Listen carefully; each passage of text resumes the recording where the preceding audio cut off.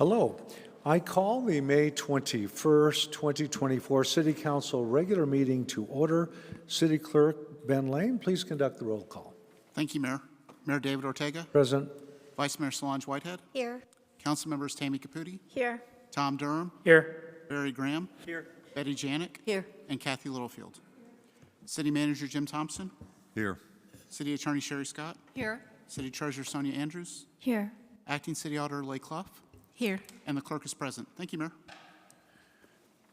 Thank you. We have Scottsdale Police Officers Ryan Lowing and Joshua Currington, as well as firefighter Brian Misurilan here. Should anyone need assistance, I will point out the restrooms are at that upper level through the rectangular opening to my left. Let's begin with the Pledge of Allegiance. Councilwoman Betty Janik.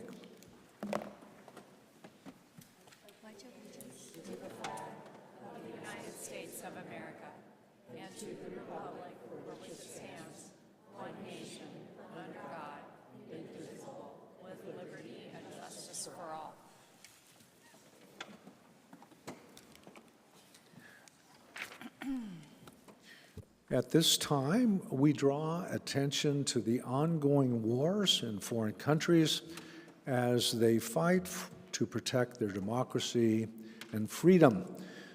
Also, ask that we keep in these thoughts our men and women serving on duty in these dangerous locations. I ask you to join with me in pause and silence and reflection for these war-torn countries.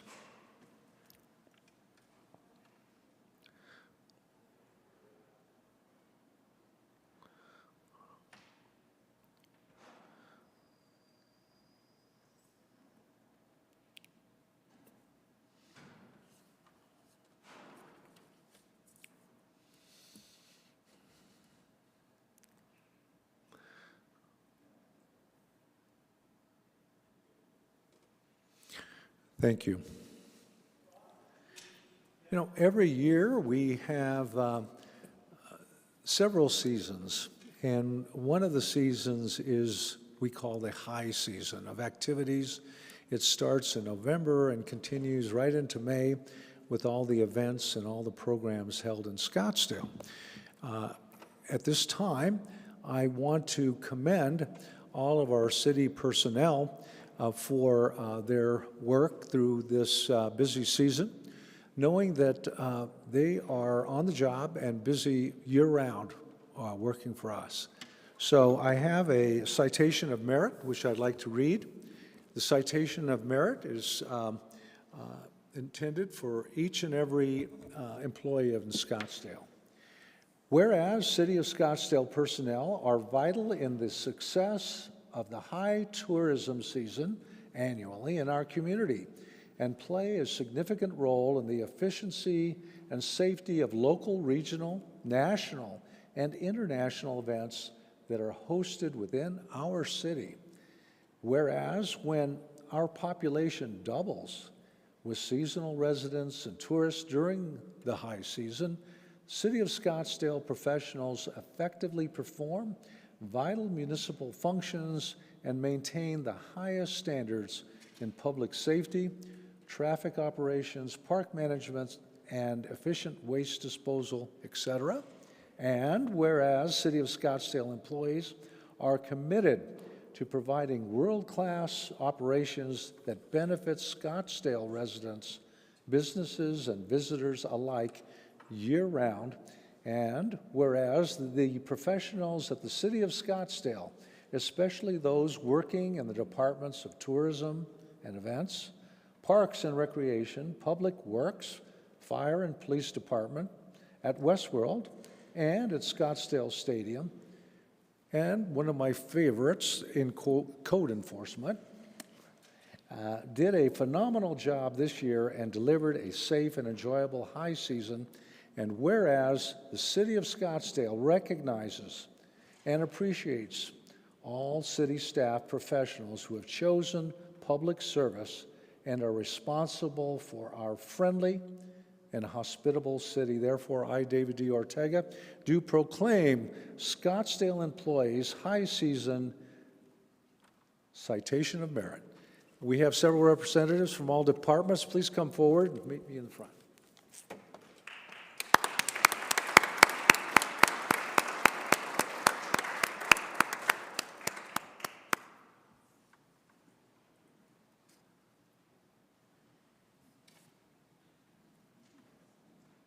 And I do want the charters to come up too. Ben has to stay at his desk.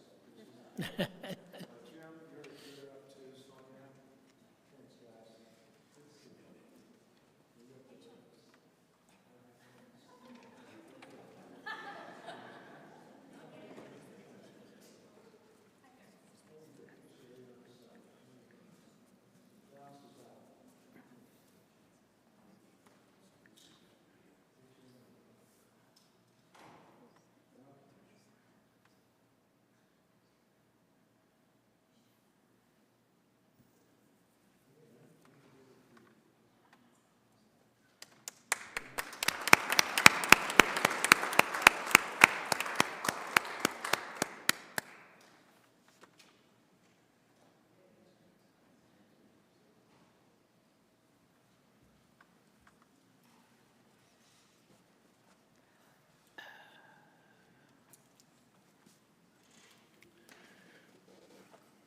I also have a second proclamation, and you'll notice we have some glowing visitors here in the first two rows. And this proclamation is written for IBD Awareness Week. Whereas May 19th is recognized as World IBD Day to draw attention worldwide in the fight against Crohn's disease and ulcerative colitis, known as inflammatory bowel disease, IBD, a disease that affects people of all ages and can be life-threatening. And whereas, according to the Crohn's and Colitis Foundation of America, 1.4 million Americans are diagnosed with IBD, and 30,000 new cases are diagnosed yearly. And whereas, if detected early, treatment of inflammatory bowel disease can prevent complications, especially for children and adolescents, the most commonly diagnosed age groups. However, more children age 5 and under are being diagnosed. And whereas IBD Junior Board at Phoenix Children's Hospital recognizes that community support is needed to increase awareness of the diseases as well as ongoing research. Therefore, I, David D. Ortega, Mayor of Scottsdale, do declare the week of that we're in as IBD Awareness Week in Scottsdale and urge residents and businesses to support members of our community of all ages who are diagnosed with IBD. Great to have you, and please come forward.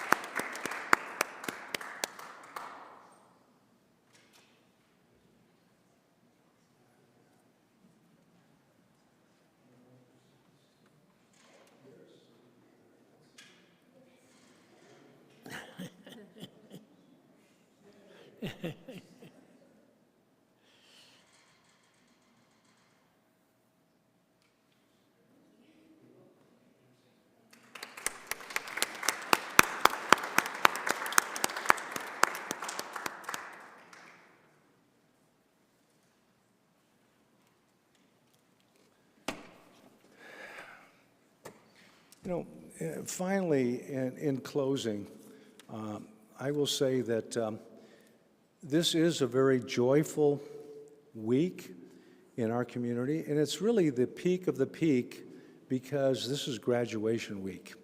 So if you look at the high schools and junior high, middle schools, all the charters, it's a joyous time for family, and it's for this reason, of course, that our excellent staff manages our safety and traffic and all these other considerations that are so special. So I really think this graduation week is the highlight and finale of our event season. I'll next call on City Manager Jim Thompson to provide a city manager's report Thank you, Mr. Mayor, members of council. This evening, we have Karen Churchard. She's going to come forward, and we're going to do a tourism and events strategic plan update. Thank you. Mr. Mayor, Vice Mayor, council members, thank you for the opportunity to give you an update on the city's tourism and events 5-year strategic plan.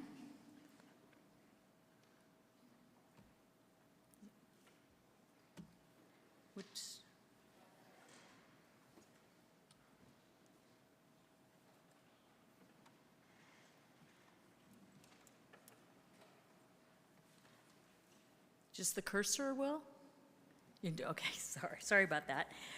The city and Experience Scottsdale came together nearly 2 years ago to begin the RFP process to create this plan. And all along the way, we've had the pleasure of working side by side with many of you, Experience Scottsdale, different city departments, and the community to really create the plan together. And before we started implementing it, we also met with several community organizations, making presentations, and also to some of our commissions, which was very well received. Next, please.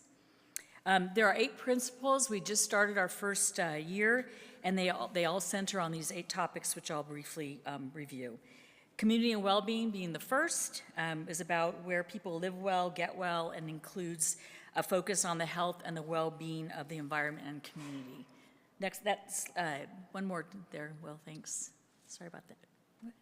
Going the wrong direction. There you go. Okay, several departments have been supportive and working with Blue Zones Project. We helped them with their January kickoff, as well as when they the community event that they did recently at the Civic Center. We also entered into an agreement with Clarity of Place to do a place balance study, which talks about our local community and non-local community members that go to different events. And we just got the results of those, and we're providing that to the Tourism Development Commission. We also worked with Lisa McNeely on the sustainable plan in terms of tourism, and gave some different introductions with her, like the Alliance for Golf. And we also, 2 of Experience Scottsdale staff went through a sustainable destination marketing sustainable designation. Next, please. In terms of culture and creativity, this is all about our arts and culture and the vibrancy for making us one of the West's most vibrant cities. Next, please. There are 5 different strategies, and we've made headways on many of them. As you recall, we had a public art ordinance update work study with you last fall. We'll be bringing a recommendation towards you soon. We're still determining that process. We are also just completing an arts and culture assessment with a third-party vendor, and those results are coming in, working with Brent Stockwell and Will Brooks in the city manager's office. Our mayor, thanks to him, got us our designation as a World Heritage City. We've also been working with the Arts District and Museum of the West. We created 2 district videos and ran campaigns that did remarkably well, and we'll report more on that in the coming future. In terms of Native American, Southwest, and Western heritage, we've really made some great headway there too. Dia de los Muertos expanded into the Civic Center last fall, and we've already started discussions on expanding even further this year. In terms of Native American, we really have done some great work with our tribal partners. We have the Arizona Indigenous Culinary Experience, which is held at the Museum of the West. It's been held for several years and actually is now drawing international and national journalists. And a one-time event that we partnered on was the New Artist Culture is Art documentary screening about Kiva Lloyd New. And we also featured Robert Black's private collection of Kiva Lloyd fashions. Next, please. In terms of festival and events, we're working with several different city departments. It takes a lot of collaboration there. And this is about, we already know we have some world-class events, but we're trying to expand throughout the whole year with more indoor facilities. Next, we are doing a lot of work with Westworld. We are in the final stages of a 1-year economics impact study. That will conclude in June. The results will come in August. We'll be meeting with City Manager Thompson to review those and any next steps. We looked at a feasibility study. We've put that on hold. In terms of expanding and attracting more events to Civic Center, we last October, November held the Fall in Love with the Scottsdale Civic Center, which was very successful, and a lot of new events that Scottsdale Arts has brought to that venue, as well as we're seeing a lot of event rentals with new events and events that have come back. And then finally, we are exploring a phase 1 sponsorship opportunity study with Superlative that we just got the results this morning, and that's about potential corporate sponsorships of our tourism-related facilities. Again, we'll be meeting with City Manager Thompson and his assistant city managers to discuss any possible movement forward. Next, please. Meetings and events is a principle we have not done a lot with yet because we had we have a transition with our economic development director. We just met recently with Terry Kilgore and look forward to a lot of good results with that principle. Next, please. Outdoor pursuits, made some great progress there. This is all about our great opportunities for outdoor advancements. Next, please. We've been meeting with McDowell Sonoran Conservancy about adding some exceptionally Scottsdale experiences. In terms of the Arizona Canal, we've had many events that listed here: REI Bike Tour, which is an ongoing tour along the canal, the 5K Night Run, second annual, the Lulu 10K held their yoga classes, and we did a Final Four activation. And then finally, I think our proudest is the Tour de Scottsdale, which the Tourism Development Commission recommended that the city enter into a 5-year single source with McDowell Conservancy. They held their first bike race, as many of you know, and Vice Mayor Whitehead participated in. 2,700 riders, 48 states and 5 countries represented. It was an amazing event, and we look forward to future success. And finally, our last principle is, placemaking. I can't forget placemaking and entertainment. This is all about Old Town Scottsdale, and the progress that we've made to date is we've talked to the council and others about, next slide please, Will. We talked to the council about wayfinding discussions. We want to do something with pedestrian wayfinding. We've got room to grow there. We'll be working on that in this next year. I mentioned the district videos. We've already started doing the next one, which is Fifth Avenue Shopping District, and we plan to do all districts over the next few years, 2 to 3 each year. Old Town networking meetings, we brought those back. They're quarterly. Thank you to many council members for attending, and the mayor has been welcomed to each of those meetings to our businesses. It's a great way for us to really engage not only my department, but also the departments of the city. And then the last is the luxury destination, Virtuoso. Experience Scottsdale has entered a partnership with them to really make the level of the luxury great in terms of with travel type opportunities. And then I'm off on my notes here.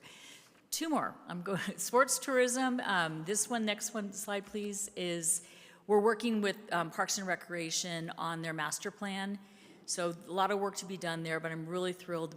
We've met with their vendors several times, and our alignment between their strategies and ours is exceptional, so look forward to that.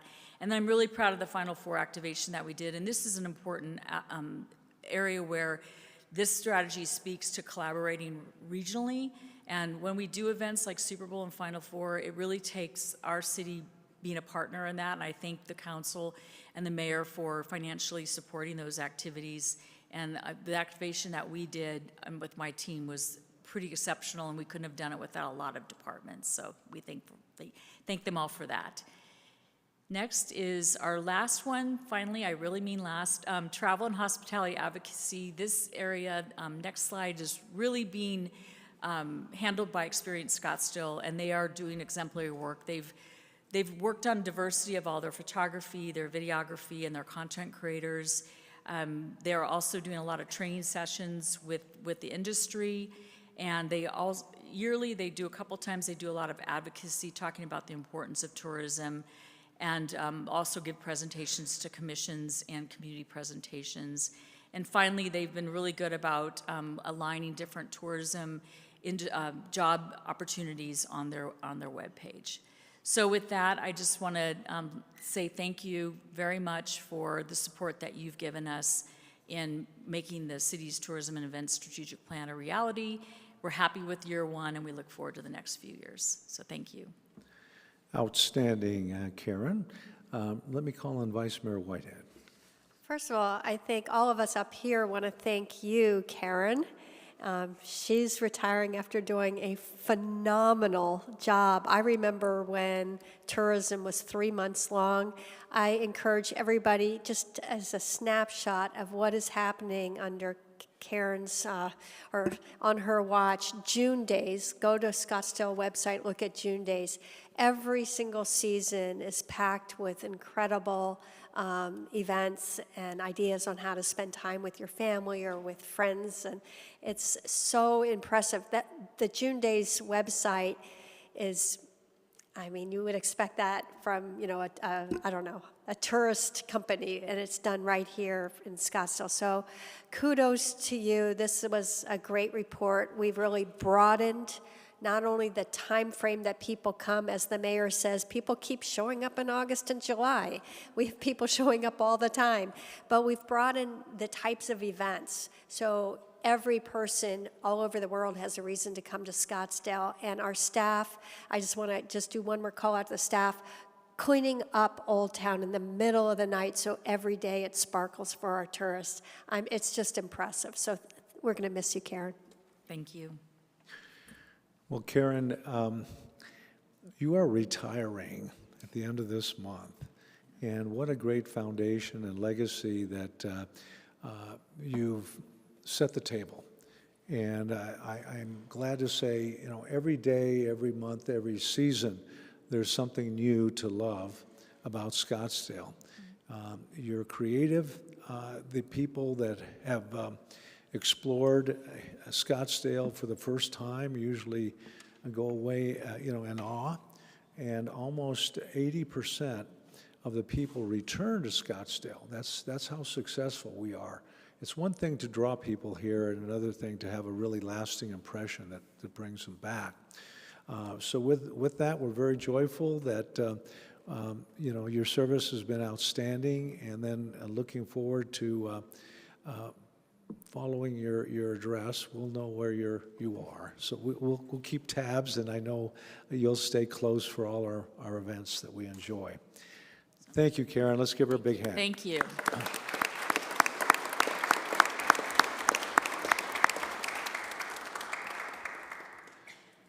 Also, just to mention, also just to mention that Vice Mayor Solange Whitehead has served as Vice Mayor, and she completes her term with this meeting, and Councilmember Graham will begin his term as Vice Mayor in June. So thank you very much, Vice Mayor Whitehead, for your service, and we will continue on. Here's an announcement. During tonight's meeting, the council may make a motion to recess into executive session to obtain legal advice on any applicable item that is on the agenda. If authorized by the council, the executive session will be held immediately and will not be open to the public. The public meeting would then resume following an executive session. Also, per council rules of procedure, citizens attending city council meetings shall observe the same rules of order and decorum applicable to members of the council and city staff. Unauthorized remarks or demonstrations from the audience, such as applause and demonstrations, shall not be permitted. Violation of these rules could result in removal from the meeting by security staff. And I say that because the meeting will go on in a very orderly, timely fashion, and when we adhere to that. Additionally, the council recently updated its council rules. A council member shall not send any electronic communications while attending public council meetings or executive sessions. Only electronic devices supplied by the city to reference digital material is permitted. All other electronic devices must be off the dais.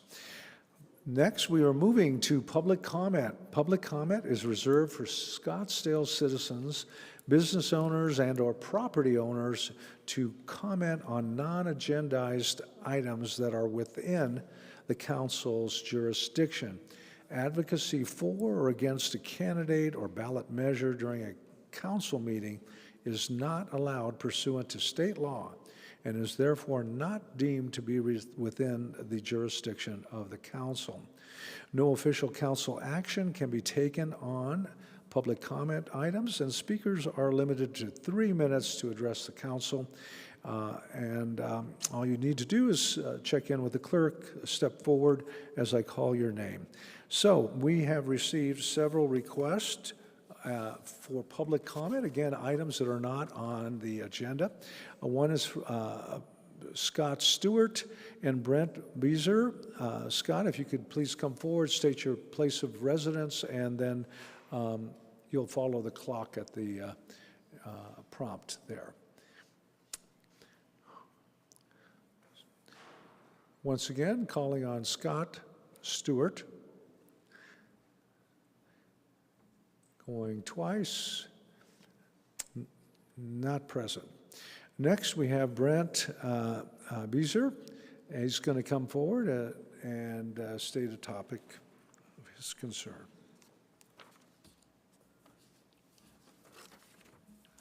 Good evening, Mayor and City Council.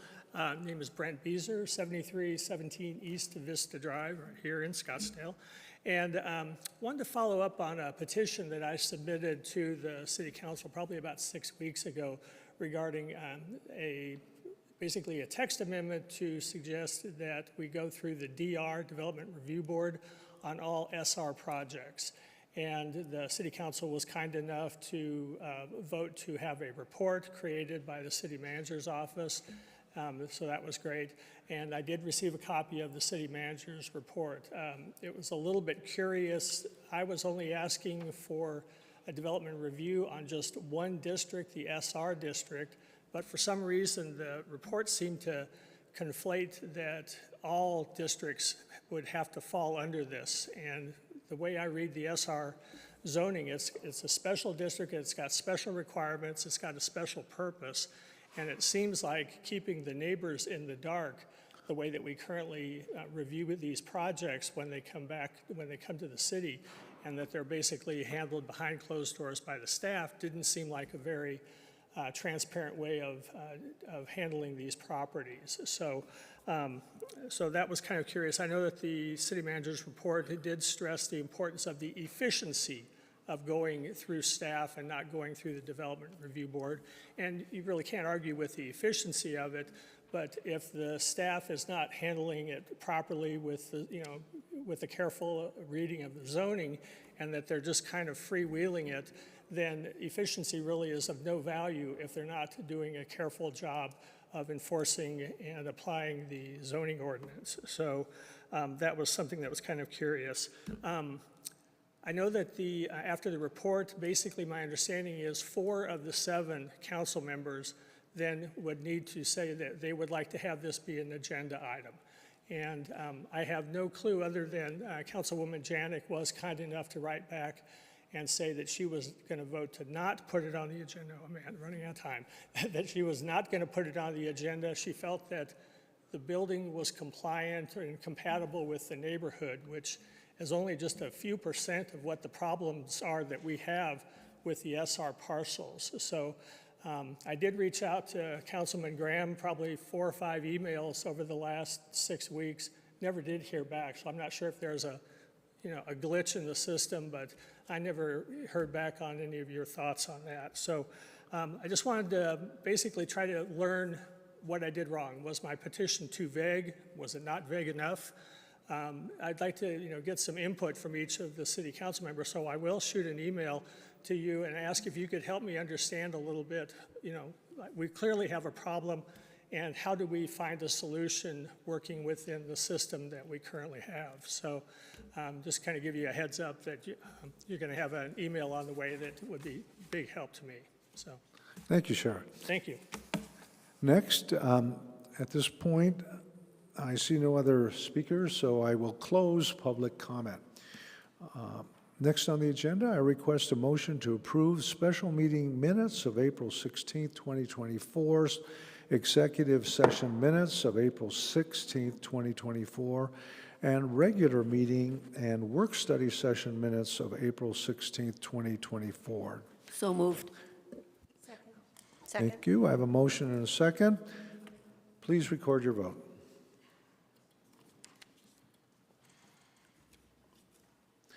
We are unanimous. Next, we move on to consent agenda items 1 through 5. There is an opportunity for the public to speak on any consent agenda items. Consent agenda items have a full file of backup information, and at this point, the 5 items 1 through 5 show no public speakers.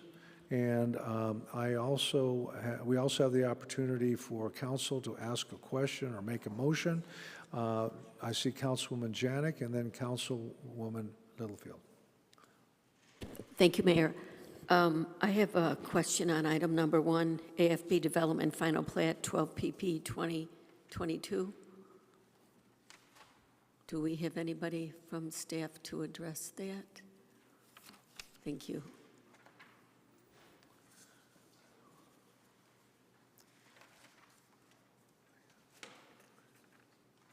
Good afternoon, Councilwoman Janik, Mayor Tessier of the Planning Department. How may I address your question? Thank you. And it's just for clarification. I keep getting emails that say, why are you allowing more people in our community by building more apartment buildings, more houses, et cetera? Can you please confirm that this was not a zoning change, that this was what was planted from the get-go years ago? Certainly, no problem. Again, this is Mayor Tessier with the Planning Department. The subdivision meets the general plan requirements. It was zoned back in 1986, so it does conform with the single-family residential dwelling units as well as the density. So it's in conformance not only with the general plan, but the master plan as well as the zoning ordinance. Thank you. Thank you, Meredith. So I hope everybody heard that it was supposed to be there since 1986. And I think it's important for the community to know that most of what we see going on has already been planned, and it was planned decades ago. So please try not to blame us, because usually we're not responsible. So thank you. And I think this will be a great community because it's the first new development with single-family residents that we've seen in a while. So I welcome it. Thank you. Vice Mayor Whitehead? Thank you, Mayor. I motion to approve or adopt items, consent agenda items 1 through 5. Thank you. I heard the motion to approve consent agenda items 1 through 5. Please record your vote.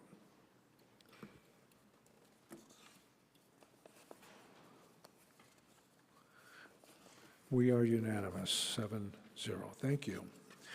Next, we will move on to regular agenda items, number 6 and 7.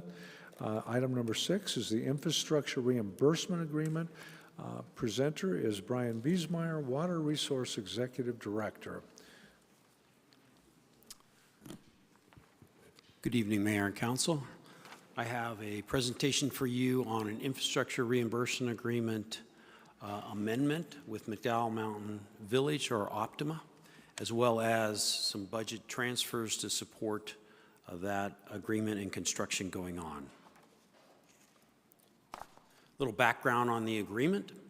It allows for construction of a sewer servicing the area north of the CAP Canal and south of the 101 between Pima Road and Scottsdale Road with an accelerated schedule, minimizing community impacts and opening this area for current and future development.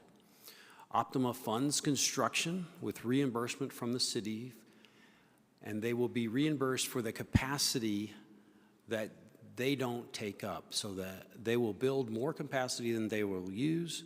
The capacity that they use, they will pay for, and they will not be reimbursed for. Sewer development fee funds are used for the portions of the infrastructure improvement plan project that initially was budgeted for that. As we'll discuss later, that budget requirement was not sufficient So we have some other means of making sure development pays for development, and that is by attaching payback requirements to development as they come into that area. So as future development comes, they will have a payback agreement on their parcels to pay for this sewer as it develops. Oops, we'll try to go. little background here, and I'm gonna put something up on Elmo, Will. So if you could switch me. Can you zoom in a little to that? Sorry, it's a little, admittedly so, it's a large map parcel. That's good, thank you. And I'll switch it because it's upside down. So the parcel we're talking about, or the sewer segment we're talking about, starts up here at A, goes through, down, through Princess Drive, all the way to G, which happens to be in the middle of the TPC clubhouse parking lot. So it's a considerable segment, a number of segments going down to G. We talked about in February, when I came to you in February, we talked about another segment of that, and that is the segment from G across the TPC and then down the 101 access road. So that's what we previously talked about. Tonight we're talking about the larger segment that goes from Optima down to the TPC clubhouse.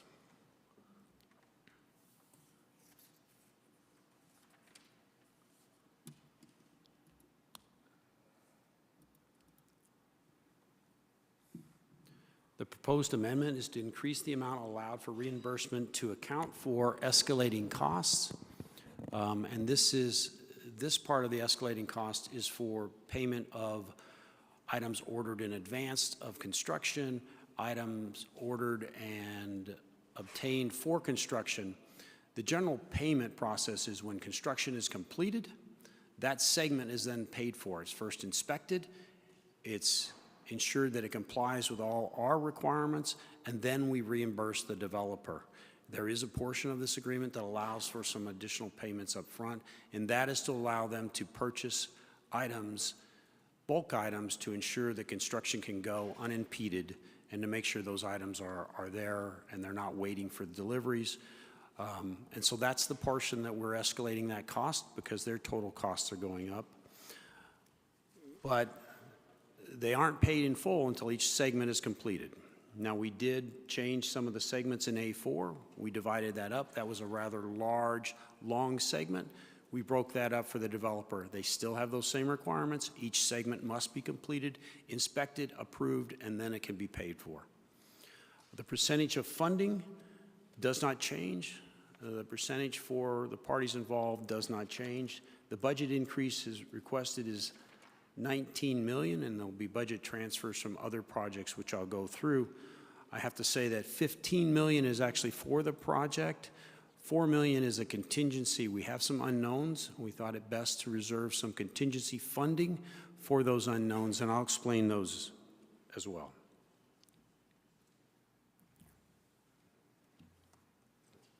Well, if I can go through, I'll just keep trying here. Yep, and I keep going the wrong way. So we talk about project funds. The original budget for 23-24, FY 23-24, was $5.949 million.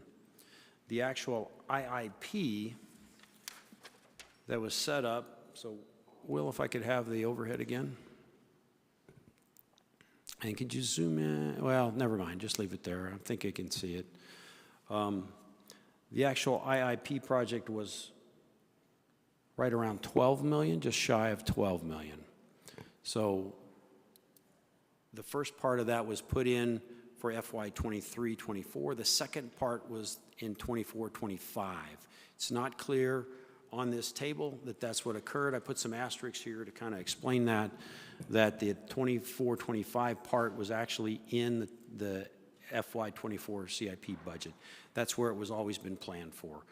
So it wasn't a $6 million initial budget, it was a $12 million initial budget, but spread for 2 years. So, as you know, in February, I was here to talk about some additional budget needs for the TPC portion. We're again here tonight to talk about budget needs for this portion of $19 million. But before I get into that, the actual needs, let me go one more here. So the budget transfer requested, it's $19 million, and you can see from this where we are asking, we're transferring $6 million from the Frank Lloyd Wright 24-inch booster station. That is completed construction. That's a $6 million savings. The Schrog Regional Wastewater Facilities, they have, that is a savings as well. It's $3.5 million for this last fiscal year. Zone 1416 water system improvements is the same. That project's completed. That's savings we want to transfer over to this. We are asking for sewer and wastewater contingency funding for $8 million to shore up the entire $19 million. We will next FY, coming here in July, work to put some money back in those contingency funds as we progress. The reasons for the budget increase. GMP3, which is the guaranteed maximum price for the Optimum segment, did not come to the city until mid-March. We were here in February. I didn't have the information about GMP3 until mid-March. Since that time, we've been working with Optima, working with the budget office on how to fund the increased costs, because that GMP came in at $27 million for the Optima segment. The original IIP project was, that was a large cost. Why was that large? It's a great question. Well, the original project, the IIP, was budgeted with using 2019 dollars. We know prices have accelerated, so there's around 30 to 40% increase in our costs that we have seen.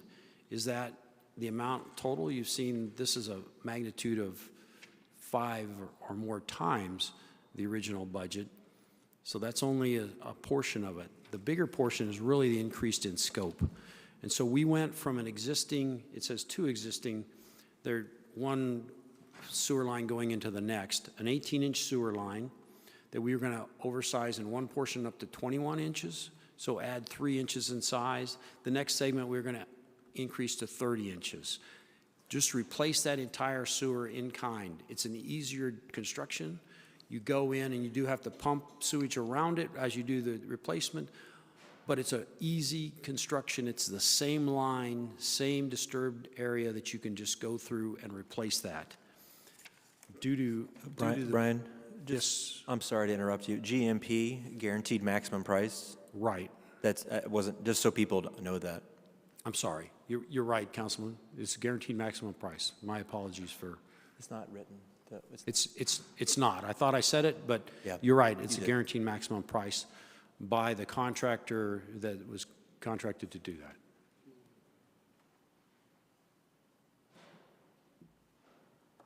Thank you. Okay.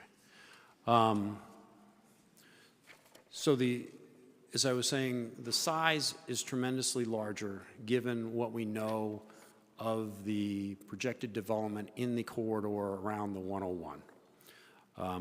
We hired a consultant, Corolla Engineers, to look at the entire area, to give us estimates of potential growth in that area, and come up with flow requirements, and that's how we upsized this line.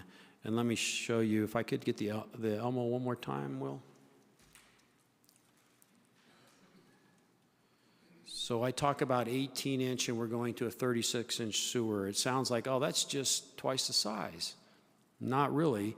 Flow through a sewer is based on the cross-sectional area plus the velocity of flow going through the sewer.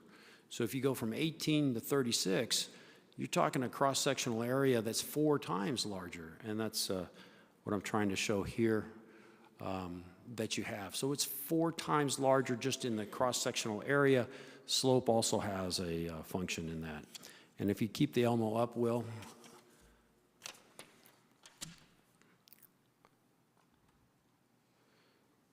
So the original project, 18, and we're going to upsize it to 21. That gave us 700 gallons per minute increased flow. With this new 36, we left the existing sewer lines in place. We're talking a flow capacity of 7,100 gallons per minute. And huge increase in the size and magnitude of that sewer interceptor. So we're talking a substantially larger project than was envisioned in the IIP that was done and adopted in 2021, again with prices from 2019. And go back, thanks. Thank you, Will.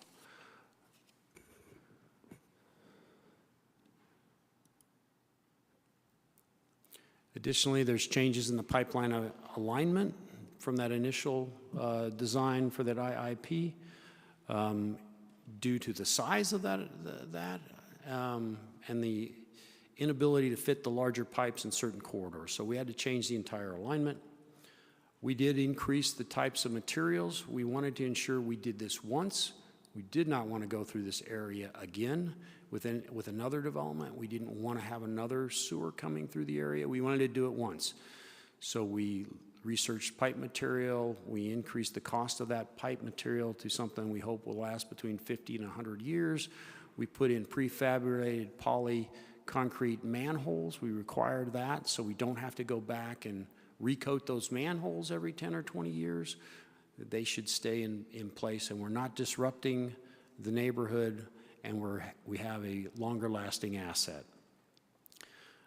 The uncertainty of the alignment, I mentioned the $4 million we want to hold back for contingency, and that's due to the uncertainty of the alignment.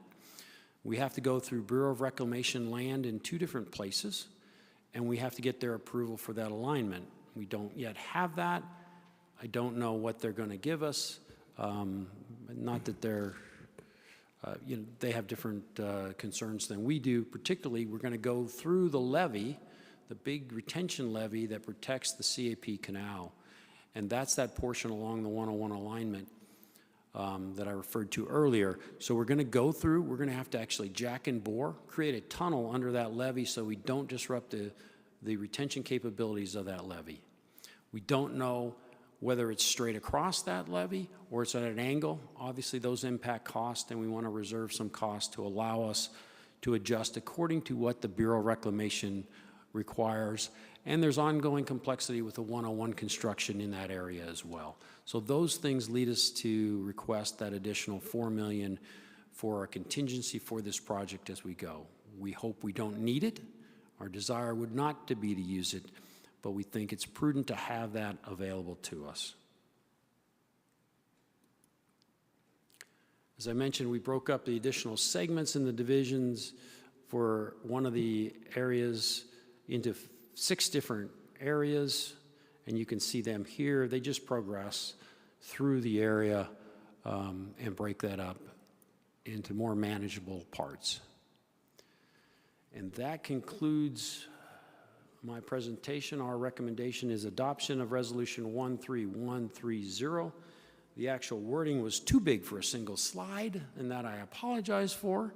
I did ask the city attorney if I could reduce it, and she said, no, it's got to be this language. I object. I asked one of your assistants if I could do that. I did not ask her directly. But they said, no, this is the language that needs to be done. So I apologize for what has to be read. And I'm sorry I used the city attorney as the Thank you, brunt Brian. of that. But pending your questions. Sure. First of all, we'll start with Vice Mayor Whitehead, Councilwoman Janik, and then Councilmember Durham. So Vice Mayor Whitehead. Thank you, Mayor. Yeah, I just want to summarize really for the public, and I want to thank Mr. Biesmeyer. Needless to say, this is the type of item that gets a lot of attention from me and my colleagues because of these large numbers, and there's always a concern, is the city paying for something the developer should pay for? It is a complex issue. So I'm going to summarize what you said. Feel free to jump in because we have had this lengthy conversation. So water infrastructure and sewer infrastructure is paid for by development. So how does that happen? Well, the developer is responsible for the parcel of land, the amount of flow that they are going to create, and not the surrounding areas. So can you put up the map that shows the entire length that we're dealing with?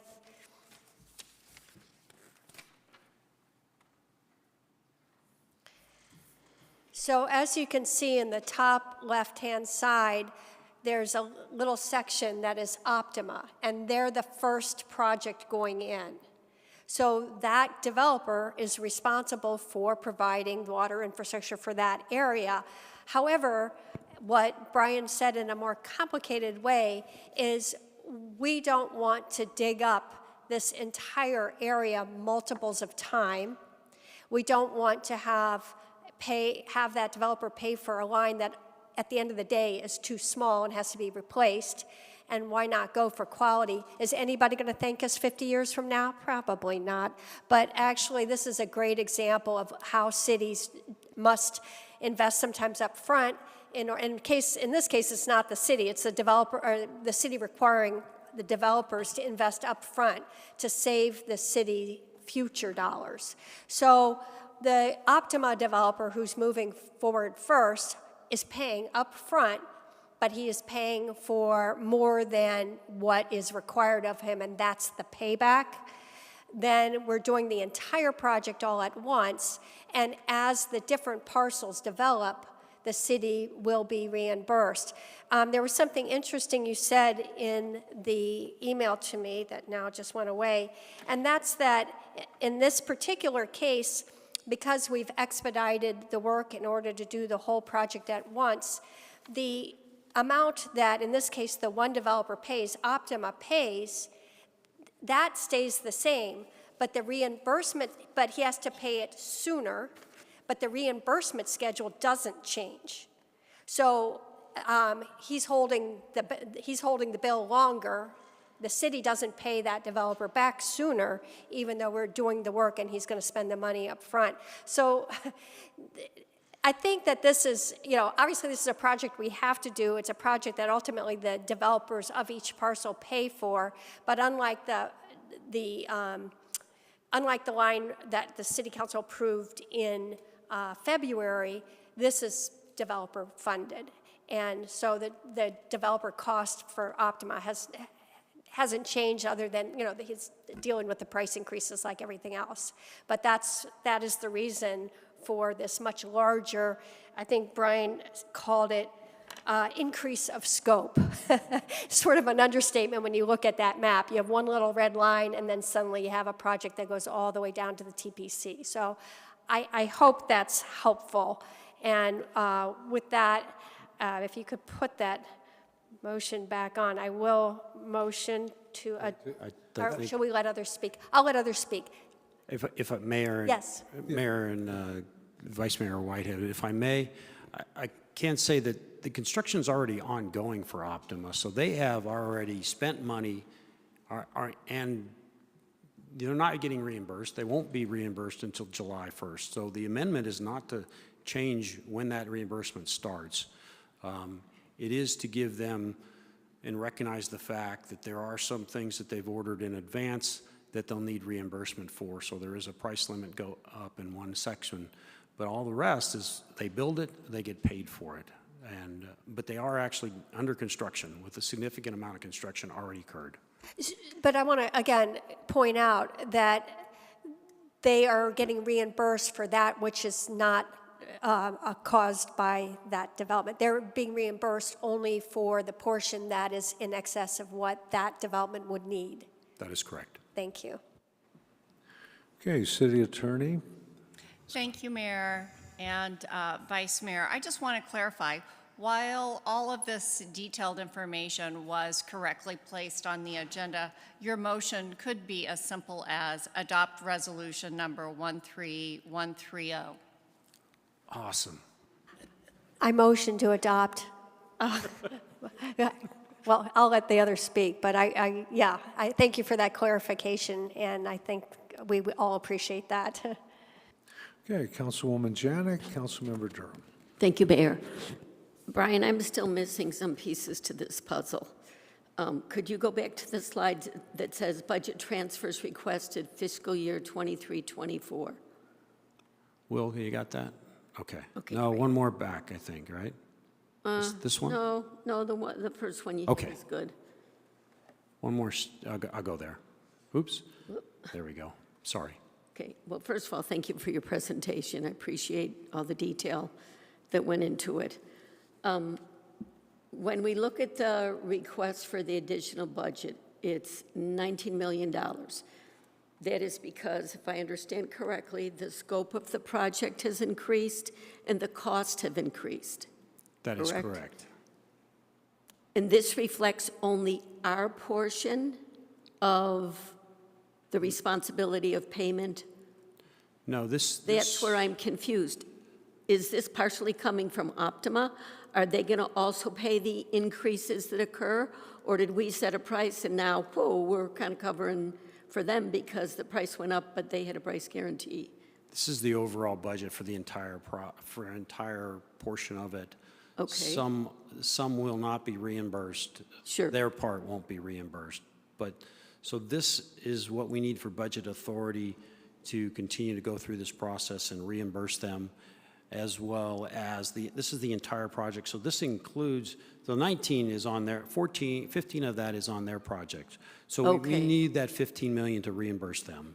Yes, that's additional price, but they are still held accountable for their portion of that. Okay. So, but this particular amount would be the reimbursement.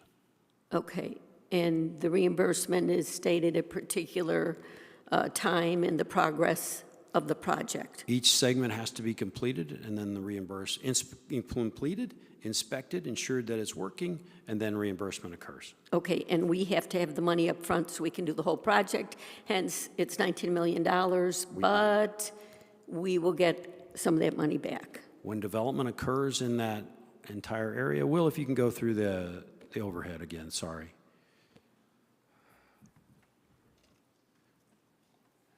Nope, the Elmo.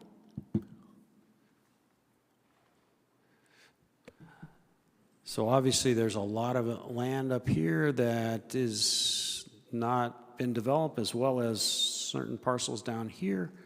So all those parcels, when they develop, will have payback agreements tied to them that ensures they pay for the capacity that they're going to use.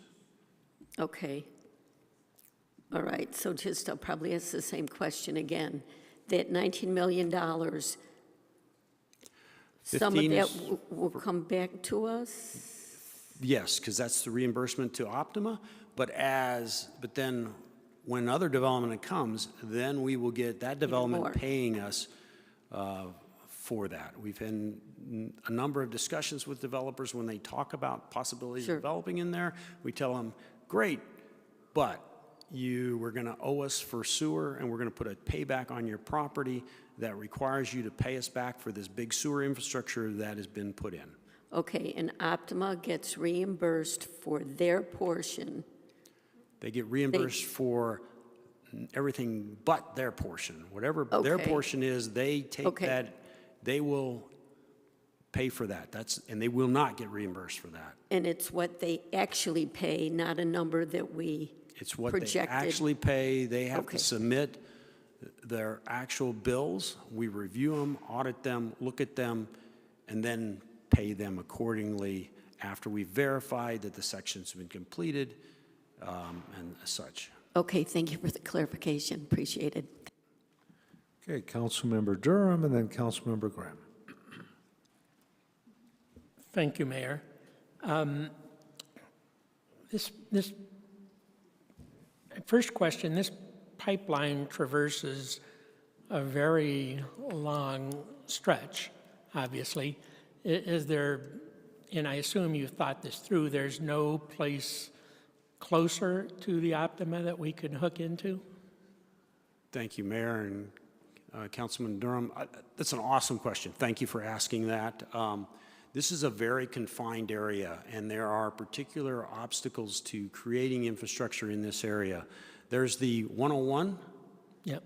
which has very limited accesses under that. We own a few that we went in when the 101 was constructed and put some casing in there to allow for that, but we've been using that for water infrastructure, so there's very few. So to go north of that would require you to jack and bore underneath there and create a new tunnel, per se, underneath there. Extremely expensive. Then there is the CAP canal with its berm around it that also constrains us and makes it difficult. When we analyzed this, we looked at potential of lift stations going north, that's sewage pumping stations going north, crossing the 101 in there. Each major development might have to create a lift station. That creates a mechanical station that will require redundancy, require 2 force mains because the county requires 2 force mains in case one goes out. Odor control, a lot of sensitive things that would happen that would, 1, be more expensive, and 2, we believe in the long run, not be as attractive to the community because of the potential for sewer overflows and odor in the area. So we looked at that and said, we can't do that. We need to take it back to our existing north pump back station, which has the capacity, and that is right at the bottom. Get this up. Down there. Okay. That's right at where my pen is. So we have a large sewer lift station there, our north pump back station, designed to take this capacity we're giving to it. We should use that asset that's been in place, designed for that reason to do it. But it's a very constrained environment. And so, yes, it's a long sewer route through there, but because of the constraints, it needed to be done. I knew you'd have a good answer. I just wanted to hear what it was.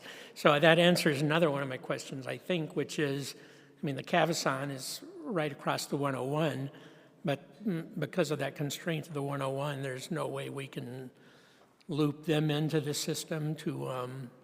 No, they're actually, with them, we decided early on that they would need to build their own lift station. So they did, but it's north of the 101, so it doesn't cross it. Okay. So there's a lift station that they built to take it to to take their wastewater to the water campus. Yeah, and this route is going to run through the Princess, right?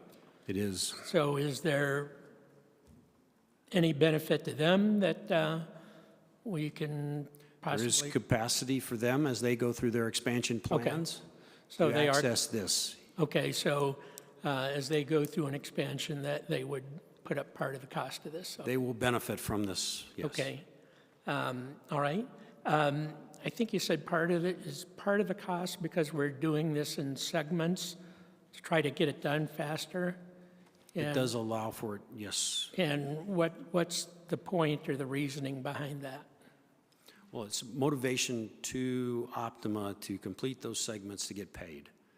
So, Okay. And it allows them to, and they've divided it up in this way, but it's motivation for them to complete segments, get in, get out, get paid.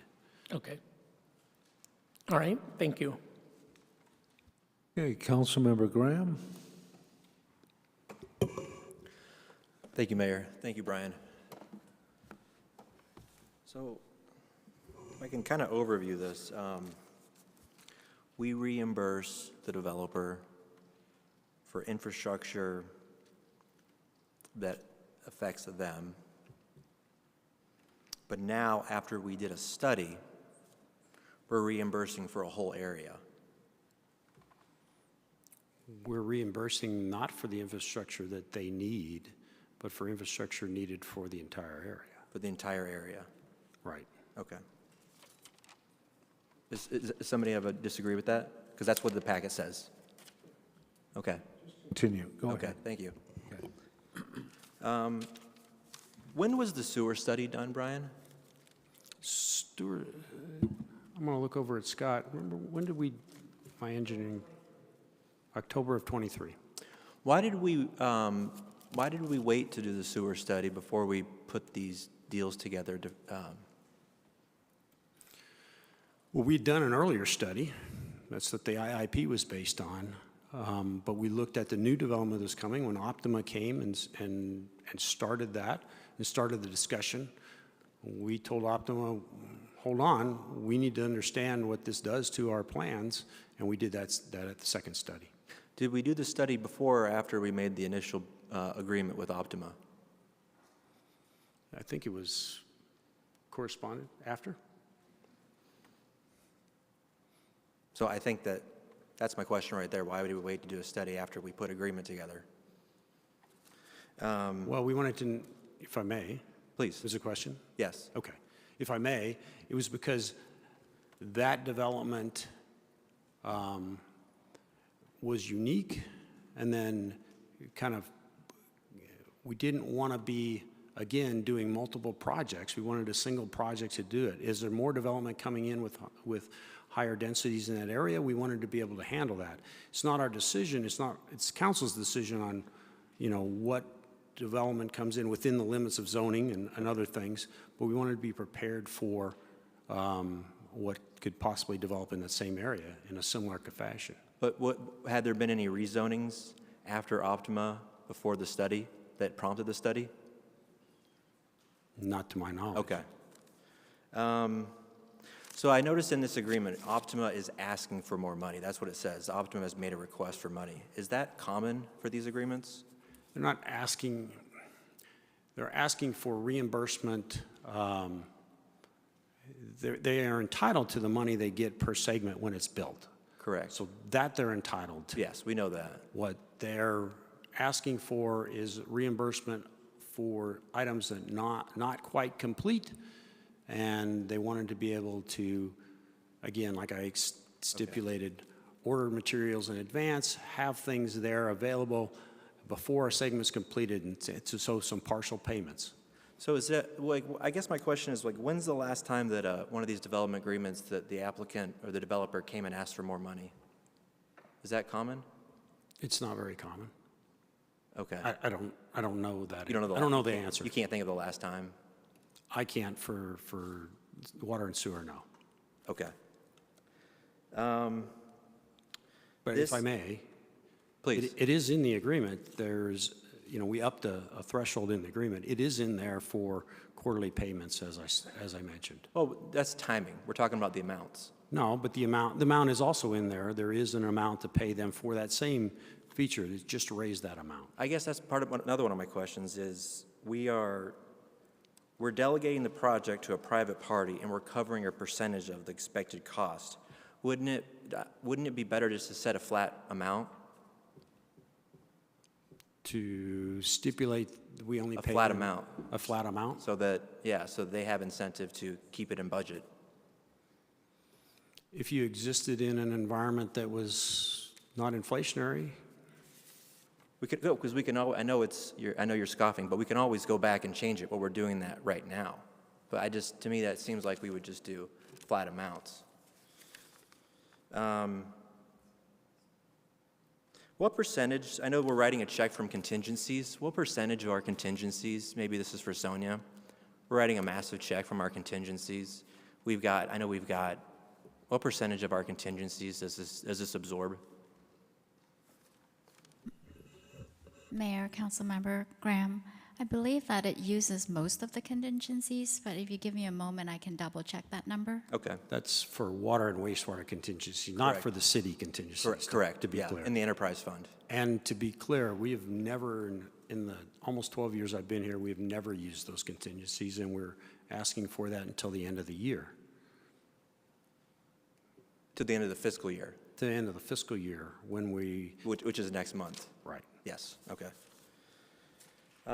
I guess, can you explain to us, the original budget was $6 million, and now we're looking at $68 million.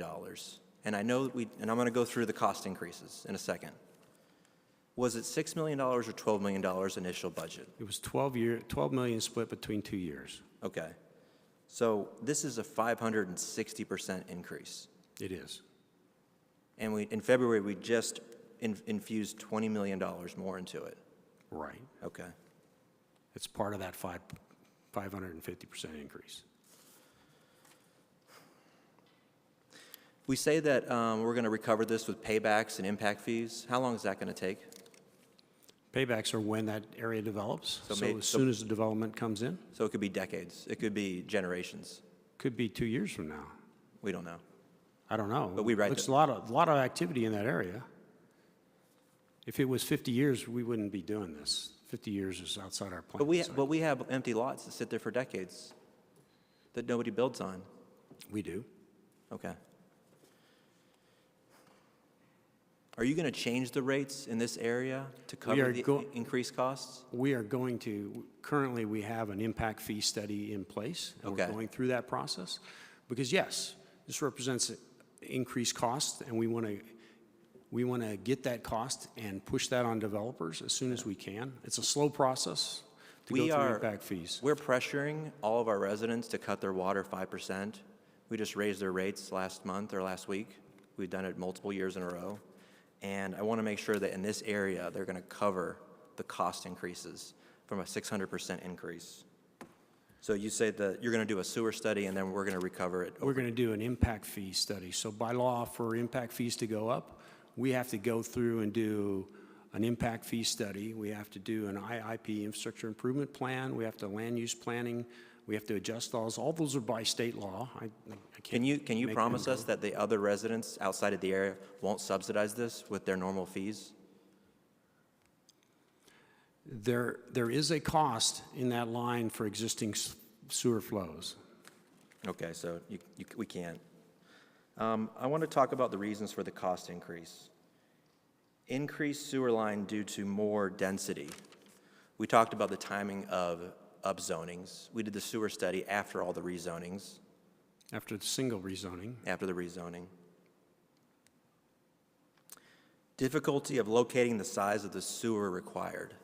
Can you say a little more about that? Was that difficulty for us or for Optima? Well, both, because it's their project to do that. We were assisting them in finding the best route, so we have the least disruption of our residents, but also their utility conflicts and utility corridors that you have to stay out of. The larger your sewer is, the less room you have. Are we increasing our reimbursement to them because they struggled to locate the size of the sewer? No, I don't see how. Because that's what increased the cost of this. And you just said both you and the developer had struggled with that. We struggled to locate that, and that's why we changed the route from And what so was I'm on the IIP. So I'm asking, did the developer's difficulty with that increase their reimbursement request? I'm not sure I quite get that. They didn't add to the cost of their design work, but yeah, the ultimate cost of the project is due to the fact that there's limited corridors to go down for that utility. Longer lasting material, can you say a little more about that? Sure, it's Hobos is the pipe material. It's a fiberglass impregnated line that's not subject to corrosion. In most sewers, hydrogen sulfide is created by the sewage. That hydrogen sulfide gets up and attacks the crown of the sewer and causes decay of that sewer. With this pipe, we should not have that decay of the sewer. Is that new technology? It is relatively new technology. Like, was it created in the last couple years?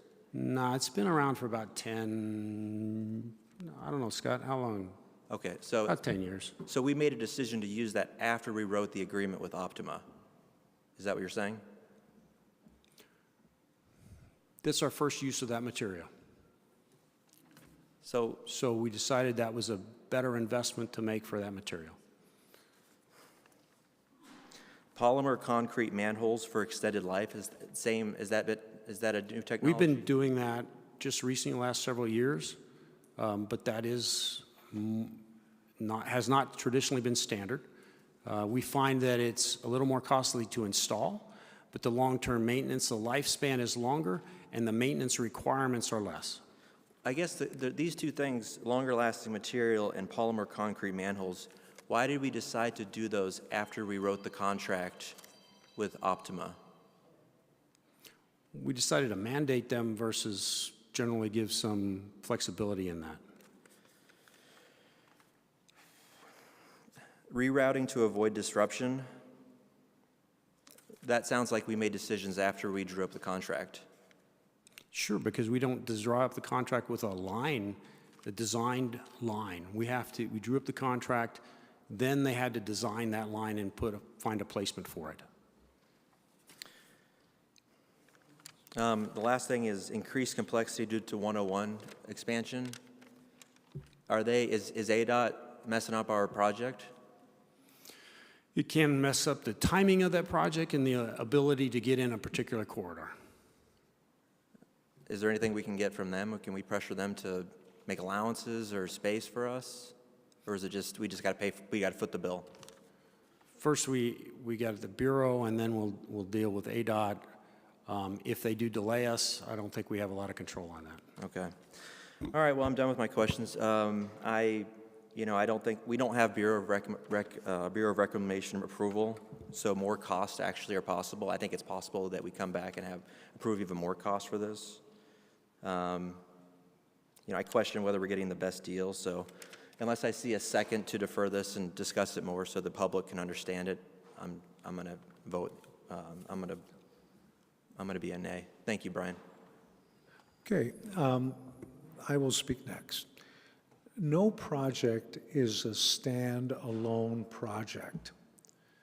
All the land uses carry a design for water and sewer. They have to, and they have to have a 100-year water supply in the boundaries of Scottsdale. We are very competent in the reclaiming and reusing the water and wastewater. When you have a project which is the furthest away from the plant which produces water or refines the wastewater, the pipes alone are only probably 1/3 of the cost, because the objective is to get the waste from point A to point B where it's treated. So we have the capacity at point B to treat this, and at point B, the capacity to treat water off the CAP and deliver it to the furthest point, in this case, which is point A. That's the optimum. In the course of doing this, no project stands alone. I said that at the beginning. What that means is if the pipe was sized, just the wastewater, from the optima, point A, all the way to point B, and it only needed an actual 8-inch line, then if it were built on the right-of-way of the public, it would be an 8-inch line from start to finish. But that's not the way we do things in Scottsdale. All municipalities know, especially when there's a mile run or a 3/4 mile run, that there's an accumulation of other capacity that needs to tap into that. That is the way the system works, and whenever we can use gravity, then it flows in a proper way. So asking 4 or 5 developers or 6 developers to place a 8-inch line, trench, and proceed through the public right-of-way would be ridiculous. We don't do that. We are the umpire, and we're the competent engineer of a jurisdiction that handles that. Now, as such, if our water department or wastewater department decides that there's a better manhole cover, manhole lining, better tubing that's going to last, who does that infrastructure, who's ultimately responsible for the infrastructure? The city is, both on the waste side and on the delivery side. This is a competent approach that's not, we're not up here to negotiate whether one of us thinks that a poly lining is appropriate or not. If there was a better invention that happened that could make the time schedule and be produced to be delivered that would last in a durable manner, I'd take it. Now, every project has a pro rata share of that. Now, whether the city is building it all or compels this, it's Title 34 that allows, we can't take gifts, we can't give gifts. So the project and infrastructure is built according to the best planning rather than have 8 different developers scrambling around doing their own thing and using different specifications. That's as simple an explanation as I can say. On the water side, you have to imagine again, the largest pipe will originate near the water plant, and it diminishes all the way to the end. It's not 30 inches at the beginning and 30 inches 20 miles away. It is sized accordingly and in an efficient manner. The question of pro rata share is standard. The other objective is that the largest landholder in Scottsdale is the state land department. And we have assurances, and we give assurances that these properties will have a capacity that they pay, that the landowner doesn't have to pay for it, but as the development occurs, in other words, as development demand occurs, then of course the capacity pays for that. If it's empty land, there's no demand, right? It hasn't occurred yet. So by doing this, because half of the property is already developed, there's already a demand in there, and then the new vacant lots that are for sale by the state or second sale are then compelled to pay in their pro rata share. That's as simple as it gets. The other situation is that all cities are competing with each other for the same 30-inch pipe. Peoria is, Albuquerque is, LA is, they're all competing. And to say that, you know, somehow we have a little special price and a special price deal, we don't. We have to compete with all these growing areas, whether they're Scottsdale houses or Peoria houses or businesses and so forth. These are the market ramifications that we deal with for all the supplies and everything else the city does. The final thing I will say is that the asset and the enterprise fund anticipates and has contingencies and savings to handle this. The simple way that I look at it is that if the city pays $10 or $20 million into it, it basically, and when it's completed, we pay for it, we take possession of that. We have that. It's an asset on the book. If I were an accountant and I say, I either have $20 million cash or I have a $20 million water system or a conveyance system, it's still on the books. It's there, and it's really more expensive to replace as time goes on. So it's an efficient way to do things. You know how we get complaints about people saying, why are they digging up this street and why are they repaving and so forth. That is our duty, and it's been done in a very competent way. The other thing is, he pointed out that there's a lift station. Lift stations are very expensive, basically like a sump pump taking sewage out of the basement, right? And lifting it up to be able to, that's there, and we need to use that asset. So all of these things have been thought out. With that, I move for approval of this item and all of the attachments as resolution number 13118, authorizing on-call engineering services and contracts as stated in the posted item. Second. At this point, I see one other person to speak, and that hasn't spoken, Councilwoman Caputi, and also, let me go to City Attorney. Was I clear enough on the motion? Yes, you were, but I'm not sure the number was correct. Just to clarify the motion, it's adopt resolution number 13130. Sorry. I had someone, excuse me, I will do it. Yeah, Sorry. okay, yeah, sorry. I have it right here. Excuse me.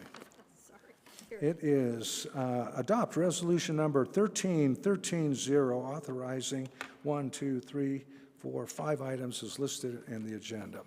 And I heard a second, and I'll ask Councilwoman Caputi, and I don't think Councilwoman Just a quick Littlefield has comment, spoken yet. So go Brian. ahead. The developer is asking to be reimbursed for the increased costs of the other folks down the line. They're not asking to have reimbursement for their own costs. The world has changed. The costs are much higher. This developer is going to be assuming all the costs that impact their own situation. They're simply asking to be reimbursed because they're taking one for the team, as the mayor explained. They're making that initial investment to make sure that we have enough infrastructure for everything else that's going on. And they're asking to be reimbursed because they are investing in that for people that will later reimburse the city for it. This particular developer is, of course, assuming all of their own cost overruns, which are incredibly significant, as we all know, since the cost of everything construction-related has gone up exponentially. Plus, as you explained, it's a whole different project now. It doesn't matter the percentage of increase. You're not even comparing apples to apples anymore. We're comparing apples to oranges at this point. So again, I just want to reiterate that we can't make a private property pay for the future private properties. That would be a taking. They're covering their own cost overruns. We're simply reimbursing them for things that have nothing to do with them in the future that they're assuming for us now. That is correct. Okay. And then I also just want to reiterate, a little comment was made. We didn't increase for tier, when we recently increased fees on water, it didn't impact tier 1 users. Is that correct? That is correct. It did Okay. not. Just want to repeat that because that keeps getting mentioned as well. It's the large users that really got impacted by the change of fees, which makes sense because we don't want people to use as much. I mean, that helps regulate behavior, right? Tier 1 and Tier 2 did not go up. So if you could stay below those tiers, your cost per 1,000 gallons did not go up. Great. Thank you. I'm sorry. Oh, I'm sorry. Can I just ask one more question? I'm so sorry. If we were to say no, just as an example tonight, what would happen? I mean, how is that even an option? If we say no, then everyone downstream in the future will have to, it'll just be every person for themselves. We'll have to go back to the drawing board and put in the less than needed, smaller infrastructure and just say we'll deal with it as we go. If we said no at this point, I suspect we'd be in a number of lawsuits because we have that too. A requirement to do that. Because people are talking about saying no. What would that even look like? If we would just only service a single development at a time, it would look like continual construction through neighborhoods over the next 10 years as each of those areas develop. Irritation of the residents, more expense down the road. It would, exactly, all those. Right. Okay. Thank you. Woman Janik? Thank you, Mayor. Quick question. Is it then accurate to say that over time, these expenses will be reimbursed as development continues? They will, to the maximum extent of the law. Okay, thank you. Okay, Vice Mayor Whitehead. You know, I just want to stress that again, because Councilman Graham mentioned the rates. He wanted to know if the director or water director can guarantee rates. It's the city council that determines rates, and we did just approve rates, and Councilwoman Caputi just mentioned, and we mentioned this in the last meeting, the city of Scottsdale, unlike most cities in the valley, the city of Scottsdale always protects the rates for the amount of water households need. So big users do get impacted, but most likely people who live in a single-family house and use a normal amount of water are not impacted by those rates. And I also just wanted to say that, yes, the cost to the city did not change, but what we're talking about is building a whole system now instead of doing it piecemeal. And one of the problems with doing it piecemeal is if the Optima built just to their specific needs and down the road all the rest of the land gets built, that cost of changing, Optima developer's gone, that cost is on you and me. And so this is truly saving money in the future. And with by doing the whole project at once, less disruption, less cost, and none of us, anyway, I'll call the question at this point. Thank you. Okay, the question's been called. Point of order, so Please. I can't respond. Go ahead, Mayor. We'll vote on the point of order. So the point of order would call for a vote on the motion and second. If you vote yes, that would proceed to that. Please record your vote. What are we voting on? The point of order? Point of order is to move forward to vote on the. It's to cut off debate. Yeah, Yeah. that's right. Okay. Yeah. So this is the point of order. Okay. Thank you. Okay, it was 6-1 to continue to the vote on the motion, and the rhetoric is done, so we will please record your vote.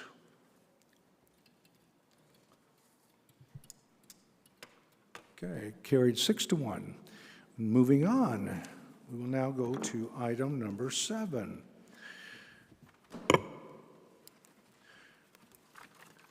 Item number 7 is the Community Sustainability Plan. We will have a presentation on a large draft, which has been the object of a lot of community input. I do want to mention that we will have some members of the public who wish to speak, and we will get right to that right after the presentation. We have Lisa McNeely as Sustainability Director. Go ahead. Thank you, everybody. Thank you, Mayor Ortega, Vice Mayor Whitehead, council members. Thank you for the opportunity to bring this plan to you for adoption. I presented details of the plan to you at past sessions, but I want to briefly review how we got here tonight. Next slide. This Community Sustainability Plan is an important part of the city's commitment to a sustainable future and seeks creative solutions to solving the environmental challenges that we all face. Council included adoption of the plan as a council priority in its organization strategic plans, and it was identified as part of the General Plan 2035 implementation. The contributions of the Scottsdale Environmental Advisory Commission, and the commission as I'll call them moving forward, are many. They played a key role in development of the plan, reviewing the data, text, and targets. And the plan also reflects the work of staff in multiple departments and a leadership team that has provided internal guidance.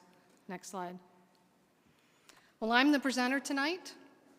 The current version of the plan was built based on City Council direction and input from the community. Feedback at work study sessions resulted in a sharp focus on priorities, a push to develop baseline metrics and set meaningful targets, and the need to include the costs and the benefits of action under this plan. The discussion also asked for a compelling narrative and to avoid overlap with existing plans like the Transportation Action Plan or the General Plan. And at more recent meetings, I received clear direction on the ambition and targets in the plan and to bring you this final version for adoption tonight. Next slide. Over the last 2 years, we've worked with the community into the development of the plan. The commission shared their expertise and reviewed the plan during 27 different public meetings. We incorporated consensus input received from that commission and spent extended time at these meetings discussing both the components and the urgency of the plan. Input from this 7-member body has shaped the plan framework and ensured that the plan reflects the character of Scottsdale, but also set our sights high to achieve aspirational targets. We had community meetings where we identified strategies. There was public testimony in front of this body and in front of the commission, and a draft plan was posted online last month to get additional input. Next slide. But with that background, we are here tonight to review the results of these months of work and consultation. Expanding our sustainable efforts are going to be even more important as we are looking at the build-out that we just discussed in the last item. But I want to take a step back and answer the question, what is sustainability? I get asked that a lot. This has been in my title for a couple of decades.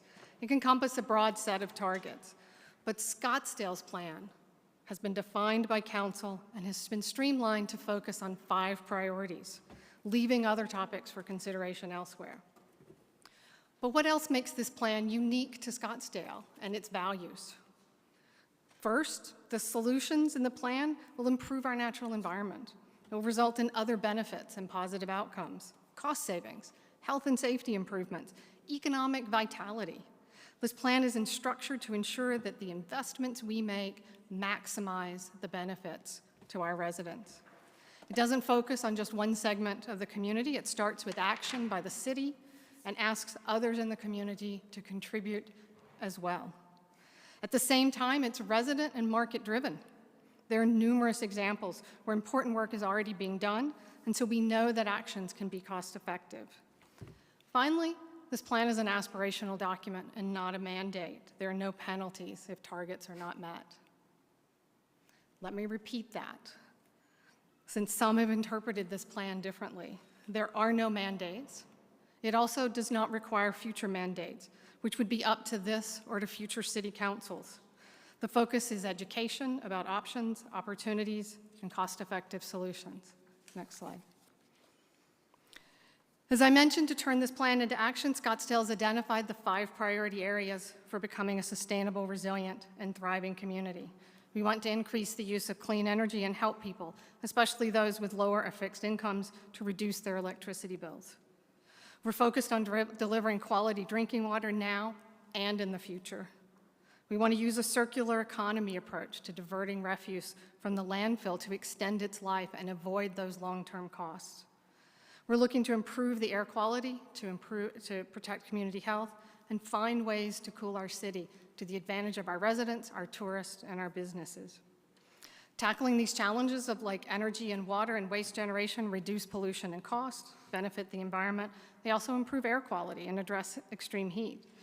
For example, when we add desert-adapted trees, they filter pollutants from the air, they provide shade, they lower temperatures, and that in return results in less energy needed to cool buildings without requiring significant long-term water use.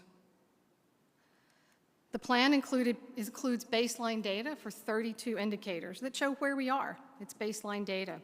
And these are tied to the same number of targets that indicate where we want to be. During the last 2 work study sessions, you recommended targets that balance accountability and control over outcomes, balance achievability and ambition, and set some aspirational or visionary targets for 2040 or 2050. These targets are not caps on activities or individuals. We are instead asking residents and businesses to join us on this better path. By adopting this plan, we would be joining other cities in the state, but also high-profile businesses, the utilities, the Scottsdale Area Association of Realtors, Macerich, Honor Health, in being transparent about our vision for the future and setting targets to achieve that vision. Next slide. Got a few more slides to just review the framework and the layout for the 5 priorities. I'm going to use some sample text from the extreme heat section just to make it a little bit less abstract. In this case, we have baseline data on average July temperatures, both the average high and the average low on the right. You can see that there's been an upward trend. We note in the indicator that what that baseline data is, what the 2023 data was, and then we set a target to reduce those day and nighttime temperatures. And so that's you'll see that framework replicated throughout the plan. If you're wondering why there's some text in red, this is just one of a few instances where there's been changes to the plan since that March work study session based on community input and staff review, and we wanted to be transparent about those. In this case, the target was just updated to more clearly tie it to the indicator. Next slide. The strategies in the plan provide general guidance to help us work towards the targets and are carried out through specific actions. We have a robust list of 15 strategies, 93 specific actions. And again, you can see in this extreme heat example showing the proposed steps to plant more trees. This highlights the general approach in the plan that leans towards education, partnerships, additional research rather than mandates. Note we have another tracked edit, just an action added as a result of community input. Next slide. There are implementation tables for each priority that detail when the work will be accomplished and who will lead the efforts. This is the guide to those implementation. It highlights sort of the time horizon, who our partners will be, who will take the lead, an estimate of cost and benefits. This guide now makes clear that tables include completion dates and that resiliency has been added as a benefit of some of the actions. Next slide. So this is the final example from the extreme heat section. You can see, again, for each of those actions where we laid out that time horizon, on through the benefits. For this strategy, it shows how different departments will be working together and highlights the health and air quality benefits of trees. Note that the city will be busy. The half of the 93 actions are scheduled for completion within the first 3 years. But I do want to pause here to talk a little bit more about the value and the costs and the benefits of the actions in the plan. With a master plan like this one, it can be difficult to estimate total costs and benefits up front, mostly because there's too many assumptions required to be accurate. As we know, assumptions can change over time. They also may not fit. We can estimate the cost of individual actions and refine those as work gets started. But estimating total investment and payback to achieve long-term targets is more complicated. For example, we don't know how quickly technology will develop or what future costs will be. We see these kinds of changes often, whether it's widespread and more quick and adoption of smartphones or the dramatic price declines in the price of big screen TVs. We expect the same kind of thing to happen between now and 2050 in areas like energy and solid waste. Some estimates of needed investment do exist, but they're often incomplete or not relevant to this plan or to Scottsdale. They may assume that targets are achieved more quickly and therefore assume a higher cost. They may lump together investments by utilities, businesses, and everyone so that they can't be used to show the cost to the city. They often don't quantify the benefits. And we need to keep those benefits in front of mind. That's half of any transaction. What do I get for my money? Residents, businesses in the city will be encouraged to take steps that reduce energy waste and water cost. As air quality improves and heat lessens, health outcomes will be better. And that is what will be remembered about this plan. After all, the people using the Greenbelt today, they weren't thinking about what that cost initially. They're just thinking about the beauty of the surroundings. If I asked anyone here, I don't imagine anyone would say, no, we shouldn't have done that. But if you remember the story of the Greenbelt, the initial project was a concrete trough. Do you know why the Army Corps of Engineers suggested a concrete trough? It was the most cost-effective option at the time. Because they didn't look at the benefits. They didn't think about what it would be for the city, what it would do, the unexpected consequences to our business, to our residents, to our tourism, and to the heart of the city. A final related point about the cost of an action is also important. Studies that we've included in the plan talk about the economic consequences of an action could average around $2 billion between 2020 and 2059. Another found that Maricopa County, not somewhere else, Maricopa County would see a 5 to 10% drop in GDP without taking action on heat and a 15 to 20% increase in energy costs. Next slide. Implementing some of the plan's 15 strategies and 93 actions will begin immediately. Others will start or evolve and be revised over time. Similar to the general plan, this is a long-term plan that will be implemented incrementally, and council, through the budget process, would prioritize what parts you want to fund and implement first.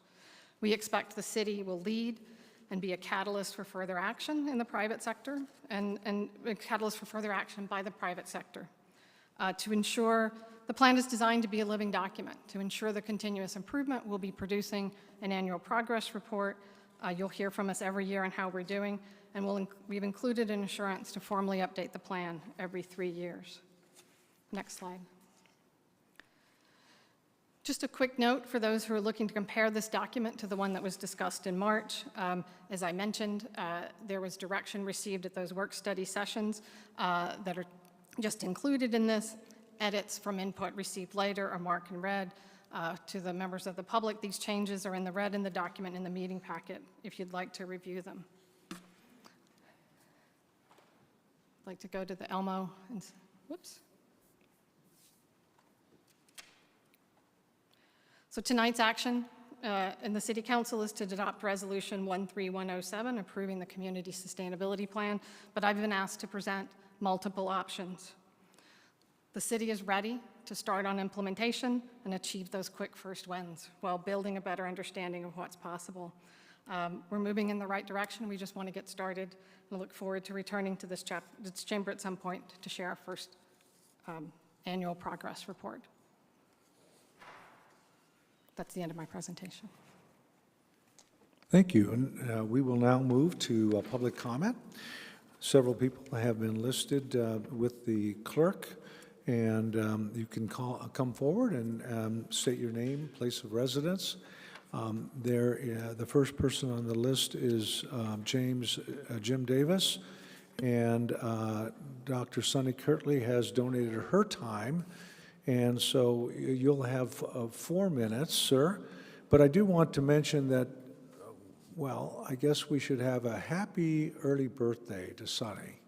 May I say that for us? And congratulate you on your upcoming birthday. She's 43. Times 2. Wait, times 2. 43 times 2. That's 86. 43 times 2. Okay. So thank you. We'll have James Davis, then we will have Austin Fairbanks, Patricia Badenoch. Proceed, Jim. Thank you, Mayor Ortega, council members. My name is Jim Davis. I reside at 27483 North 103rd Way, Scottsdale, 85262. I'm here tonight on behalf of the Coalition of Greater Scottsdale, or COGS. Most of you are familiar with it. We are here to ask the council to consider adding a conversation about physical sustainability. It is not covered in this plan, and COGS strongly believes that physical sustainability for the city of Scottsdale is more critical, more important, and deserves more attention, even in the discussion tonight. And we'd appreciate that discussion. The city is underinvesting in its assets. Over the last 7 years, the streets have depreciated by $60 million. The additions were such that they did not cover the depreciation. So $10 million a year almost in deficiency in terms of spending. And as you all discussed earlier, on the water and sewer systems, the costs have escalated, so that deficiency in terms of mileage of streets is even more significant.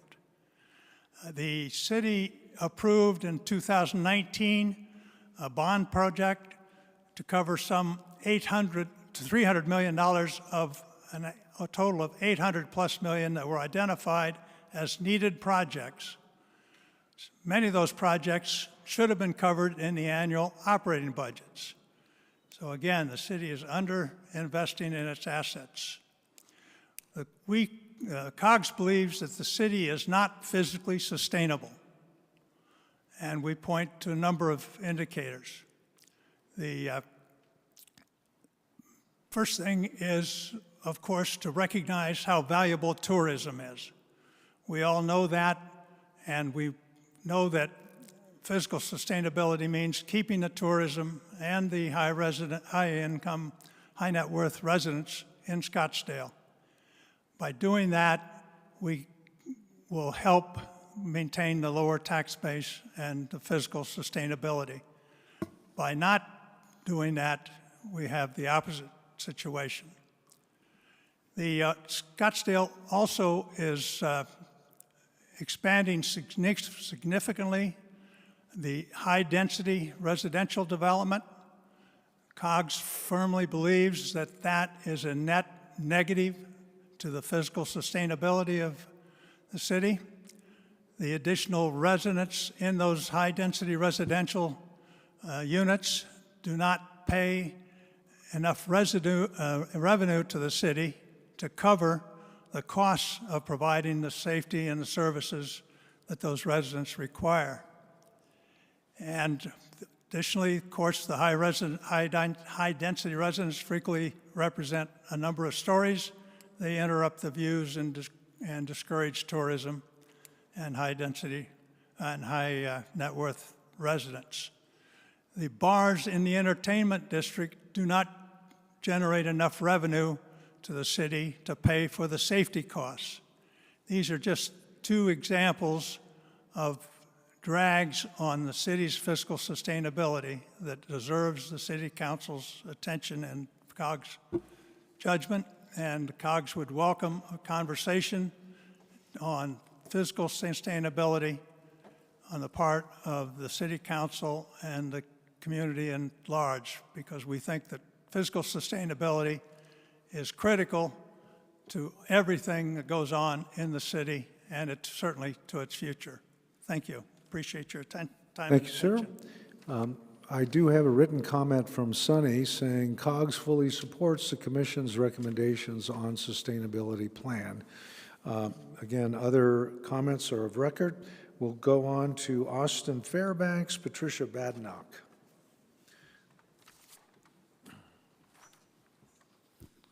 Honorable Mayor and Council, good evening. My name is Austin Fairbanks. I'm a Scottsdale homeowner at 2938 North 61st Place, 85251. Last Monday, I emailed each of you with my 7-page analysis of the proposed sustainability plan. I looked at each of the 5 thematic areas that the plan is considering and came to the unfortunate conclusion that the plan before you today is a Phoenix or Tucson-style climate action plan being introduced by the back door. I wanted to begin my comments here today by pointing out that Scottsdale contributes 0.00067% of all global greenhouse gas emissions. Even if we reach the 90% reduction threshold that the plan purports to aim for, it would impact less than 7/millionths of total greenhouse gas emissions. I spent a lot of time in my report, which is on page 230 of your packet, trying to look at costs and benefits of these proposals, which are nebulous, but I tried to quantify some of these things. For instance, Energy Strategy 2, which is improved municipal energy performance. Based on the average cost that I identified in the report, it might cost $283 million from the city's taxpayers to reduce greenhouse gas emissions in the city's facilities by 90%. Energy Strategy 3, reduce the energy impact of the built environment through sustainable building practices and policies, comes with a goal of 10% of all buildings in Scottsdale being green buildings by 2035. But there's just one small problem.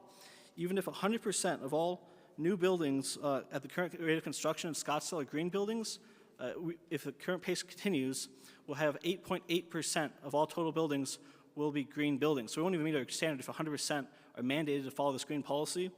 And that's going to cost about $90 million worth of mandates just to hit that 8.8%, not reaching the 10% target. And those are just 2 examples where logic and fiscal prudence were frankly thrown out the door to accommodate this Green New Deal style agenda. Another area that this applies to is water conservation. Everyone recognizes that Scottsdale's in a desert, and Scottsdale citizens and residents have voluntarily reduced water usage by about 6.6% a year, according to the sustainability plan's data. But then it calls for reducing or more than doubling that pace over the next decade, even as city council is approving new developments. So I would also point out that setting a 14.5% reduction goal for residential water users versus a 10% reduction for commercial and HOA landscaping is unequal and it disproportionately targets residents. We're told this is an aspirational document, but if you were to adopt this plan, it would be a policy statement from the council to staff that you want to meet these goals. And in many ways, the easiest way to achieve those goals is by increasing fees and imposing costly mandates. Many of the more benign objectives of the plan are already ongoing, so you can continue converting LED light bulbs and replacing leaky water faucets without adopting this plan. And finally, if you're inclined to continue developing a sustainability plan, I would urge you to send this proposal back to the drawing board and instead look at resiliency and adaptation. I think those are 2 goals. If Scottsdale's going to get hotter, and if we're going to have less water in the future, we need a plan for how we're going to adapt to those changes. but trying to socially engineer residents to reduce greenhouse gas emissions that total 7 millionths of total is a wrong approach. Thank you for your time. Thank you. Next, we have Patricia Badnock, and then Paul Rowe, and then Robbie Lucham.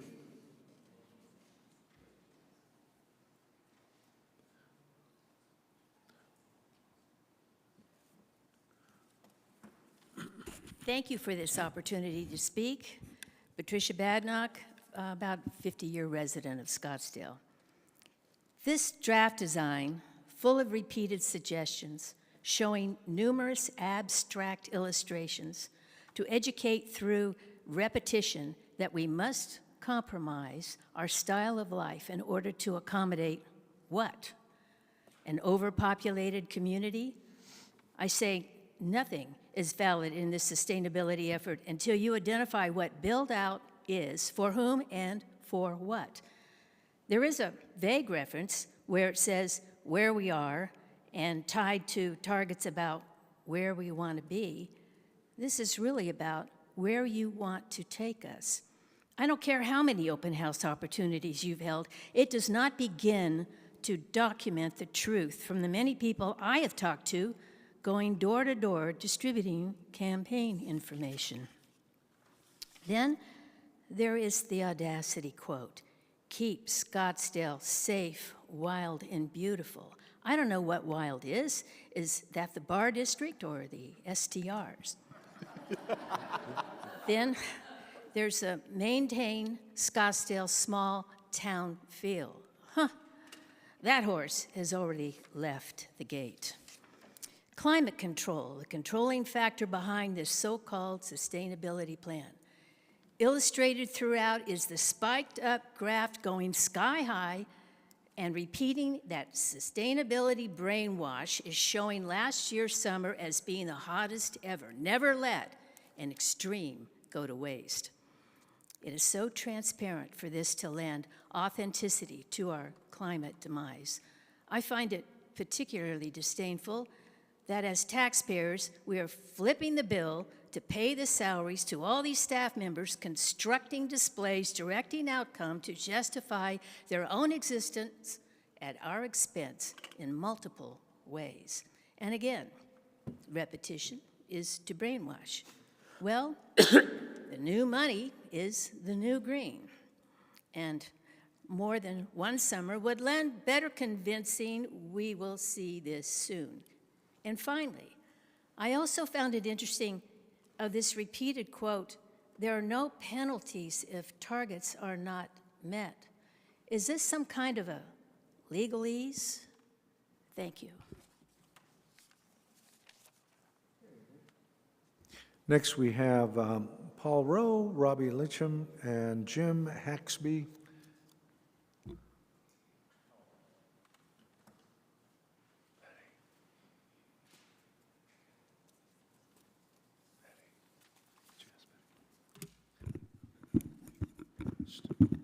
Good evening. My name is Paul Rowe, and I reside on 78th Place in Villa Monterey.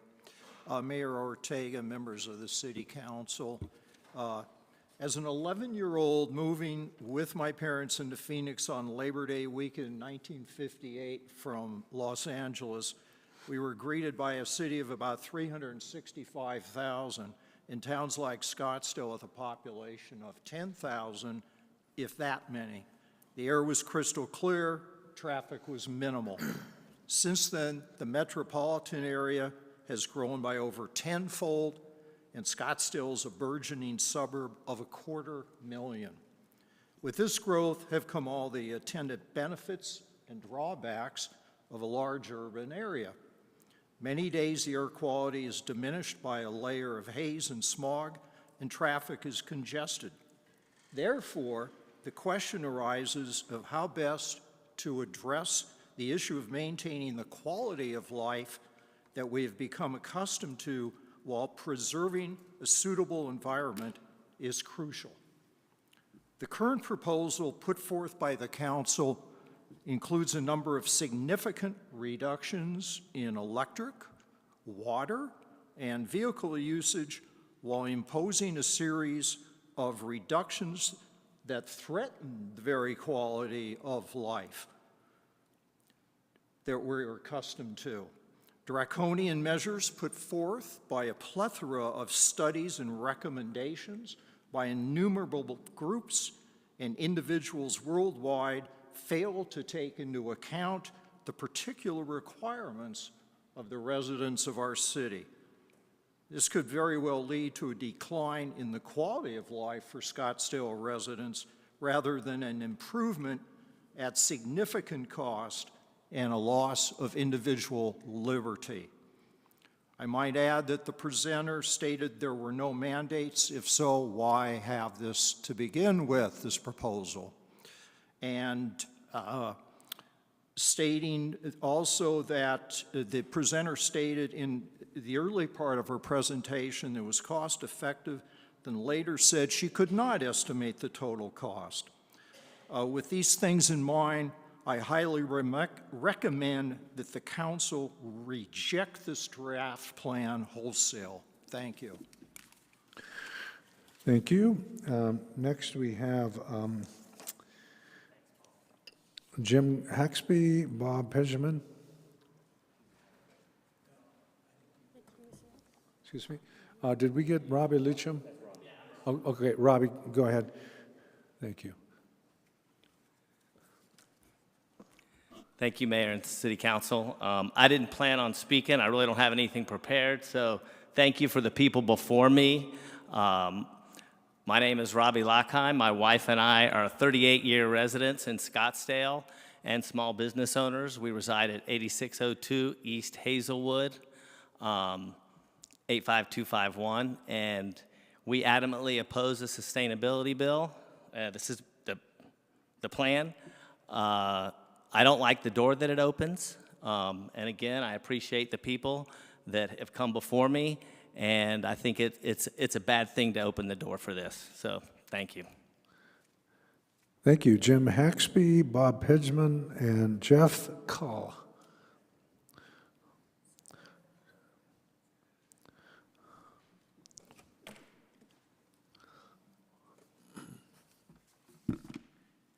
Thank you, Mayor and Council. I urge you to vote no on this thing whatsoever. This plan is full of idealistic visions and mandates for the only purpose that some people can pat themselves on the back saying they've done something about the environment, which man's never done, and the residents of Scottsdale will suffer for it. It kind of reminds me of the campaign to replace paper bags with plastic years ago. We're going to save the forest by getting rid of all the paper bags. And what did we get for it? Plastic pollution in both the ocean and the ground. We didn't save it. We took something that was recyclable and replaced it with plastic. And it's just what this scene reminds me of. There's no proof that any of this will be workable. That's why we don't have any repercussions if you don't comply with it. The plan will increase costs to the residents, especially the low-income residents of the city and the seniors living on fixed income. They're going to suffer. And the irony of all that, of the residents paying more for services, for water and waste, is that we're approving apartments left and right. We're increasing the density and expecting the existing residents to pay for it on there. So it's, I think it's time to scrap this plan, and what we ought to really be thinking about is trying to figure out just what size of population can the infrastructure of Scottsdale handle? Not that we've got to build out, and develop, and develop. One part of it is, okay, we're going to rely on MAG to improve the air quality. Well, as a pilot flying in and out of here for 40 years, I can tell you that the air pollution in Scottsdale, or in the valley, has been here for a long, long time, in those 40 years. But their solution is light rail, MAG's solution, and the residents of Scottsdale have said, no, we don't want light rail. So why are we pursuing that?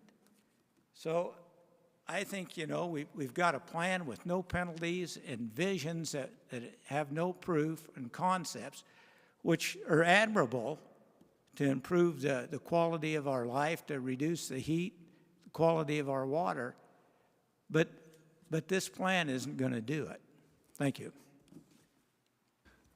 Thank you. Next, we have Bob Petchman, Jeff Cull. And by the way, could you put slide number 13 back on the overhead? I think it was 13. Thank you, Mayor Ortega. Council members, name is Bob Petchman, and address is on the record. And hey, who in Scottsdale doesn't support sustainability? I think every resident wants a sustainable Scottsdale, you know, quality of living, livability. And then I read the report, and way in the beginning it talks about historic drought. We don't have water. We have to protect the air quality and all of that. And the obvious question is, Ms. McNeil, you put this report together. Why did you ever not think about restricting overdevelopment? Because overdevelopment is what's making these things worse. So what kind of plan is this, guys? Seriously, you are going to put restrictions. This council has no problem putting restrictions on single-family homes, basically, you know, but it's got trouble putting restrictions on themselves, you guys. And I'm not talking about private property rights. Everybody's entitled to build to zoning. I'm talking about when you approve rezonings that result in 300-400 units. So, and let's put it in perspective, we have about 14,000 units already in pipeline, and I'm sure you're going to be approving some more soon. But the hypocrisy is mind-numbing. Again, you want to adopt a sustainability plan that puts utility and service restrictions on residents, but you're not willing to put any restrictions on the number of additional multifamily units you create through deliberate upzonings. And so that's a pretty good system. You know, you approve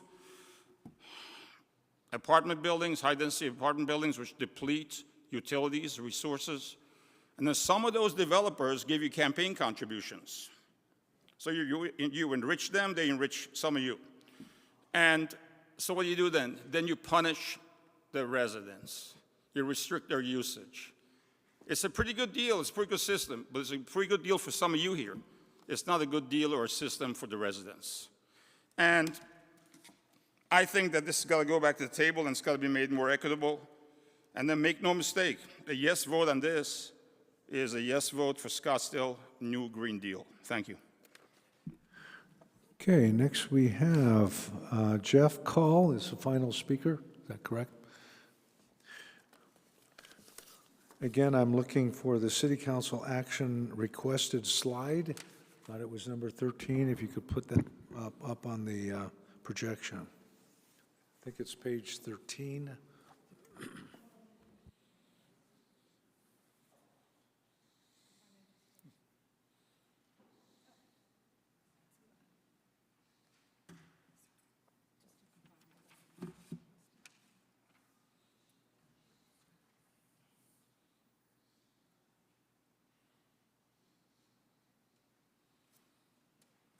Good. Proceed. Thank you, sir. Good evening, Mayor, Council. Appreciate the opportunity to speak. Appreciate what you do to try to help the city. We're here tonight to discuss the sustainability issue facing the city of Scottsdale. Like Petchman said, you know, we're all for sustainability. We're all for the environment. There's never any question about that. For those people who have issues and want to bring these before the City Council, it's because we have issues with the specifics about these proposals. What we're finding here is with this particular proposal that it's cloaked in flowery rhetoric that obscures the unpleasant realities that are interwoven into the fabric of the entire fine print of this proposal. Some of the key issues here that I think most residents need to be aware of is that, for example, there's a 90% reduction in household waste that's being required, mandated, by this proposal, while at the same time increasing rates on the homeowner. And what that means then is that the 10% remaining waste that a homeowner has, assuming they hit the 90% reduction, is being penalized. The homeowner is being penalized so that they have to pay more to reduce their home to 90%. Number one. Number two, there's 11.7% reduction in household water usage that's being required, demanded, asked for, whatever. There's also a rate increase that's being asked for this, which is a penalty that's being imposed on a homeowner reducing their water usage by 12%. There's a penalty for being proactive, for accomplishing the goals of this proposal. There's the mandated requirement for public transportation ride sharing to reduce pollution and ozone levels, and on and on. There's all these things going on within this proposal. So in other words, the sustainability program requires residents to produce less waste, use less water, drive less with their cars, all while paying more for the privilege of restricting their lifestyle and giving up their freedoms and the quality of the life that they're accustomed to and which they're striving for in this community. And this is all being initiated by some controlling agenda by some hidden bureaucrats. I don't know who these people are that are drafting these proposals, but I would like to know who they are. You know, I know there's a lot of people involved, but there's some people that are really driving this. And frankly, I heard there's some people coming from out of state that have been hired by the city that are running some of these things. So a couple questions I have is, number one, who are these people? And number two, how can the city council, how can you, the city council, support a sustainability program requiring these restrictions on residents, yet approve more apartments that use more water, create more trash, generate more traffic and congestion? You can't have sustainability here in the city of Scottsdale, while at the same time approving these projects that are bringing in more people or using more water, creating more traffic, driving more cars, all these sort of things. You can't have it both ways. What are you going to do about that? Thank you, Mr. Gall. Your time has expired, and I think you repeated that last sentence, so we heard you. Thank you. Very good. Thank you. Thank you. At this point, we have concluded public comment, and we'll move on to council deliberation. I see Councilwoman Janik, then Councilmember Durham. I'll defer to Councilmember Durham to go first, if that's all right with him. Yes. Okay, thank you. Thank you, Councilmember Janik. Thank you, Mayor. I believe that a sustainability plan is critical to the future of Scottsdale. And many people who have spoken here tonight have recognized that. They've said, we like sustainability, we just don't want to pay for it. We don't want to suffer any benefits, any detriments.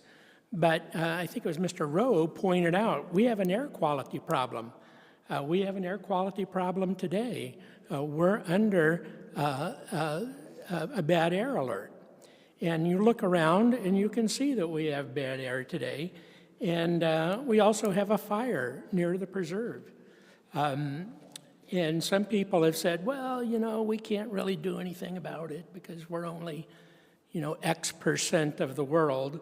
But the fact is that people will say we can't do anything, but we have to. It's part of our commandment. I was very impressed by, there's a discussion on page 5 of the sustainability program, which points out that we have a long history of practicing sustainability in Scottsdale. It stated that the Greenbelt is the first non-structural flood system in the country. I didn't know that. That's an amazing fact. As Ms. McNeely pointed out, some people would have said, well, we don't want to spend the money, let's just throw a concrete trough down the middle of Scottsdale. And can you imagine where we'd be if those people had won out? The people who didn't want to spend any money, didn't want to make Scottsdale beautiful. And in addition to the Greenbelt, we have the Preserve, famous certainly over the country, the biggest urban park in the country. We've passed the environmentally sensitive land overlay and natural area open spaces. Our water treatment is some of the most sophisticated in the world. We have the first LEED platinum fire station in the country. This council passed a mandatory green construction code just a year or two ago.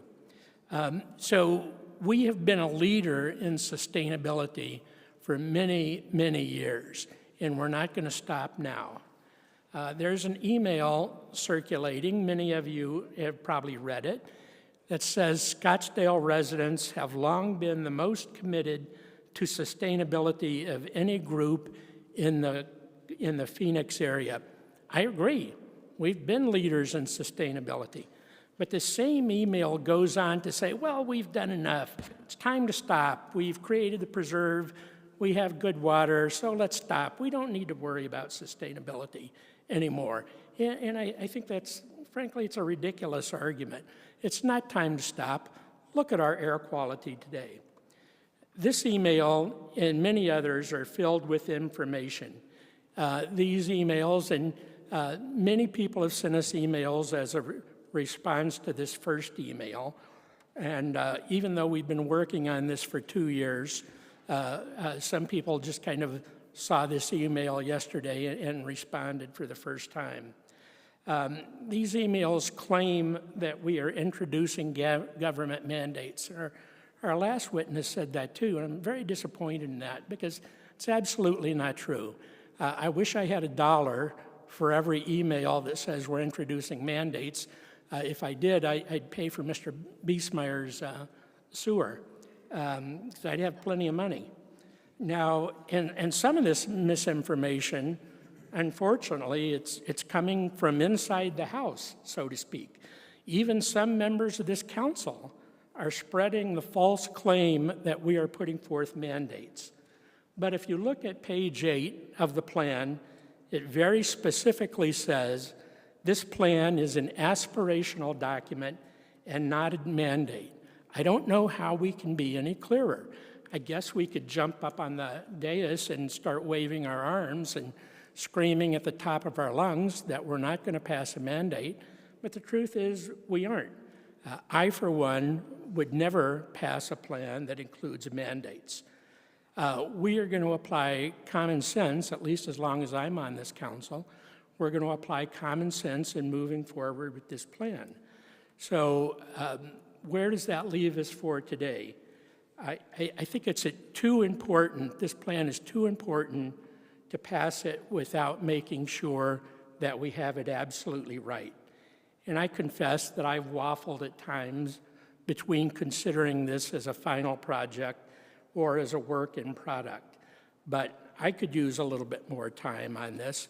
And more importantly, I think we must try to gain as much citizen support as we can. I realize that many people have concerns about some parts of this plan. It has many benefits. It's going to reduce your water costs. Some of the very easy suggestions in here will reduce your water costs. If you can use less water, use water-efficient appliances in your house, water-efficient faucets and so on. There are suggestions in here that'll help you save money. And if this plan can help you save water, that helps all of us and reduces your water bill. And if we can reduce trash, that's going to save money too. So we have, but I think we have an obligation to make the benefits of this plan as clear as we possibly can. So my position on this is that I'm in favor of option C, which is that we continue adoption of this plan to a later date. In between, we have a series of open houses, and we've already had open houses on this, but I think we need to try to do it again to make it as clear as possible to the citizens what all the benefits of this plan are. And we'll go through the emails, we'll go through the comments we've heard today, and we will try as best we can to spell out the benefits of this plan. And I expect all the keyboard warriors who have been on their computers the last day to show up. And I'm surprised that not many of them showed up tonight. And I want them to show up and listen in good faith. That's the most important thing. And pay attention. We've been working on this a long time. So I don't think people should blindly follow an email that they got yesterday, the day before this goes to the council. I know we're never going to convince anyone. Some people thrive on disinformation and finding the government boogeyman behind every door. And we all recognize that's for political purposes, much of it. It also reminds me of the Oscar Wilde quotation that a cynic is someone who knows the cost of everything and the value of nothing. Well, there's a lot of people out there who are looking at the cost of everything and don't appreciate the value. That's one of the reasons I appreciate that Ms. McNeely brought up the Greenbelt again. Perfect example. I'm so glad we didn't look at the cost of the Greenbelt and we considered the value of it. This plan has value that we can't ignore. And I'd like to remind you from the last session we have some of the lowest in the valley water and sewer and trash rates. We have one of the lowest tax rates. So we have a history of protecting citizens in Scottsdale. And we will continue to do that. So, Mr. Mayor, I would move to... Option C? Yes, I would move option C, that we move Resolution 13107 to a later date to allow at least 2 community outreach sessions. Thank you. Councilwoman Janik? I'll second that motion, but I also want to speak to it. First of all, I want to thank Lisa for all the work she has done. She has had to try to bridge the gap between citizens who are resistant to this and a commission that is very forward-thinking. So thank you for your patience in dealing with all this. And you need to know that we've already done sustainability on water, and there is still more work to do. We've always done sustainability on solid waste, and yet there is still more work to do. We have had successes. We will continue to have successes. I believe that we are capable of moving the needle on availability of water, on heat, on air pollution. And as far as proof of concept, as a scientist and a science teacher, I want to remind you that Alexander Fleming, when he discovered penicillin, did not have proof of concept. When we walked on the moon for the first time, we did not have proof of concept. And finally, when we came up for successful treatments for AIDS, okay, we did not have proof of concept. That is how we evolve as a people, with more scientific advancements, with more technology. Right now, we really can't outline because we're working to develop these, and they will come about. So the other thing I'm very confident of is that unless we embrace you, the people, to want to be part of this, we will not be successful. We cannot force it on you. Again, it is something that you have to accept, have to believe in. And I think because of Scottsdale and because of our history as a great city and because of much of what Councilman Tom said, that we have the ability to advance. You say, I don't want to pay for this. Well, how good is our city going to be if it gets 10 degrees warmer for 3 months in the summer? How good is our city going to be if we don't have enough water, which is a finite resource? I think that we can all accomplish this by working together. And know that cost over time, when you come up with new technology, goes down. It's not a linear relationship that it goes up. If you double it, it doubles in cost. That's not true. The cost of modern technology goes down over time. So I know that there are a lot of concerns. I don't like it when people cut and paste what one person says, and then I get 100 emails.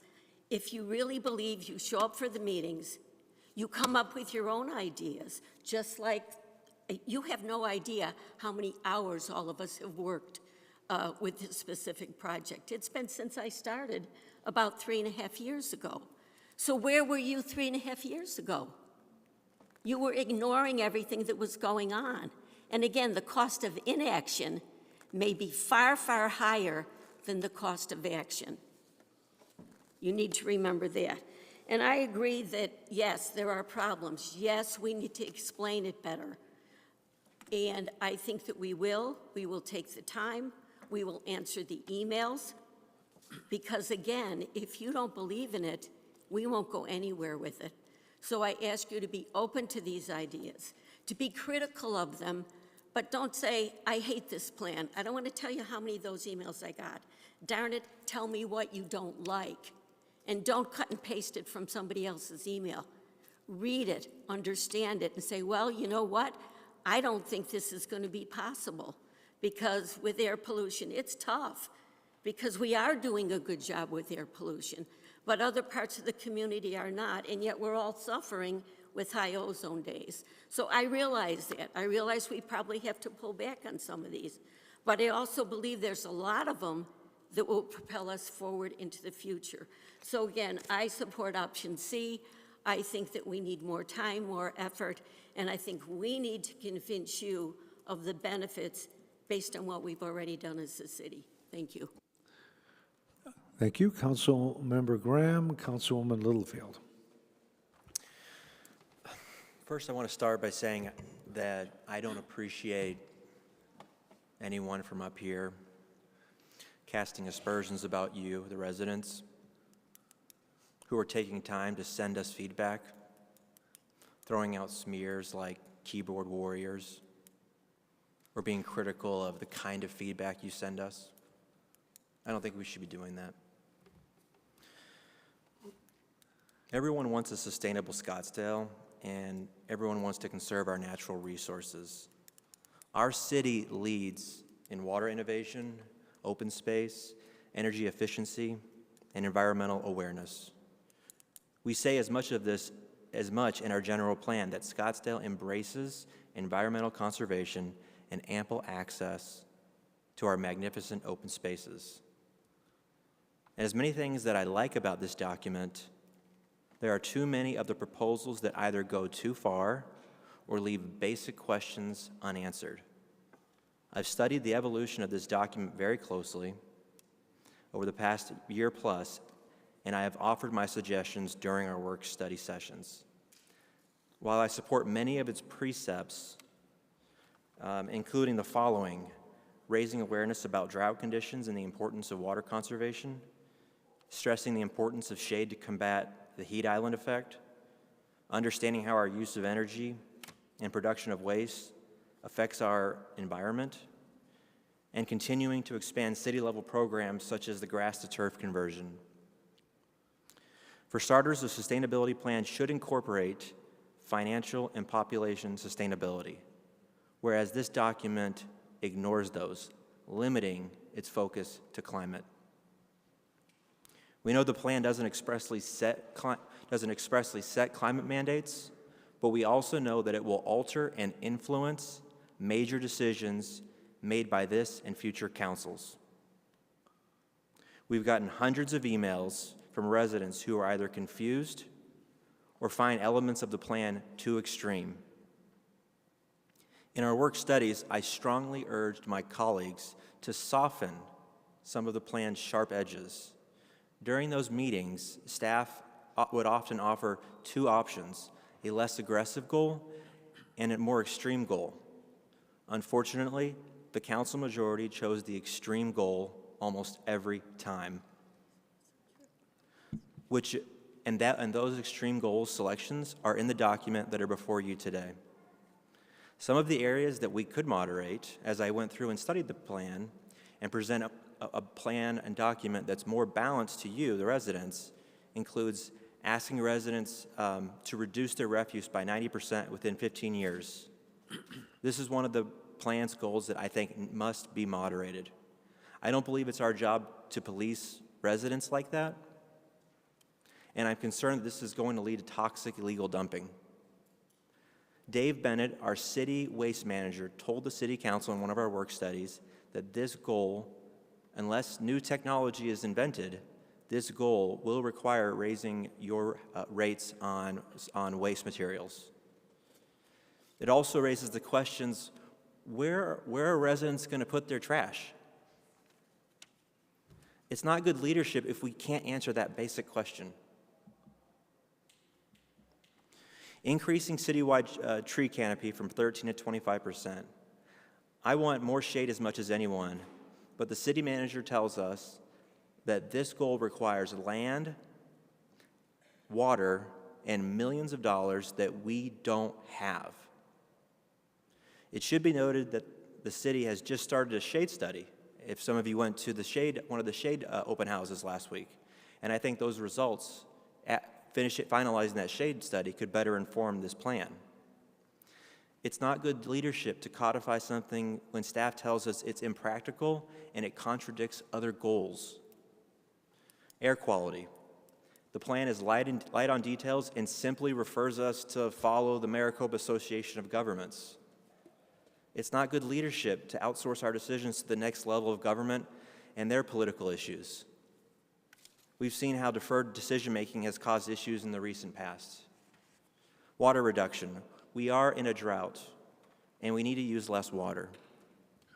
I support more than voluntary measures in order to secure our water future, and that's why I supported the preventing front lawns on new builds and the lawn to gravel incentive. However, we contradict this goal with the tree canopy goal, which requires more water. There is simply only one way to achieve the goal to achieve this goal, and that is to increase residents' water bills. And if you read the section in this draft plan, the measure goes very easy on commercial entities and very tough on residents. It's not good leadership to both contradict the same document, then to clamp down on residents while giving commercial entities a pass. Consistent enforcement is good leadership.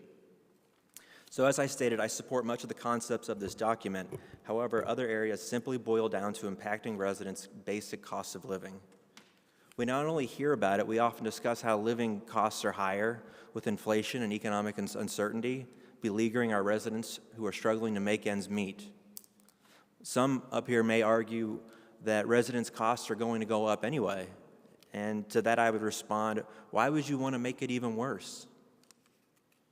So based on these considerations and concerns, I agree with the motion that's on the table to defer this for as long as possible, get as much feedback as possible until we get as much support as possible, so we can sharpen our pencils and find a better balance between meeting sustainability goals and the burdens that this document would place on you, the residents, now and in the long run. Thank you, Mayor.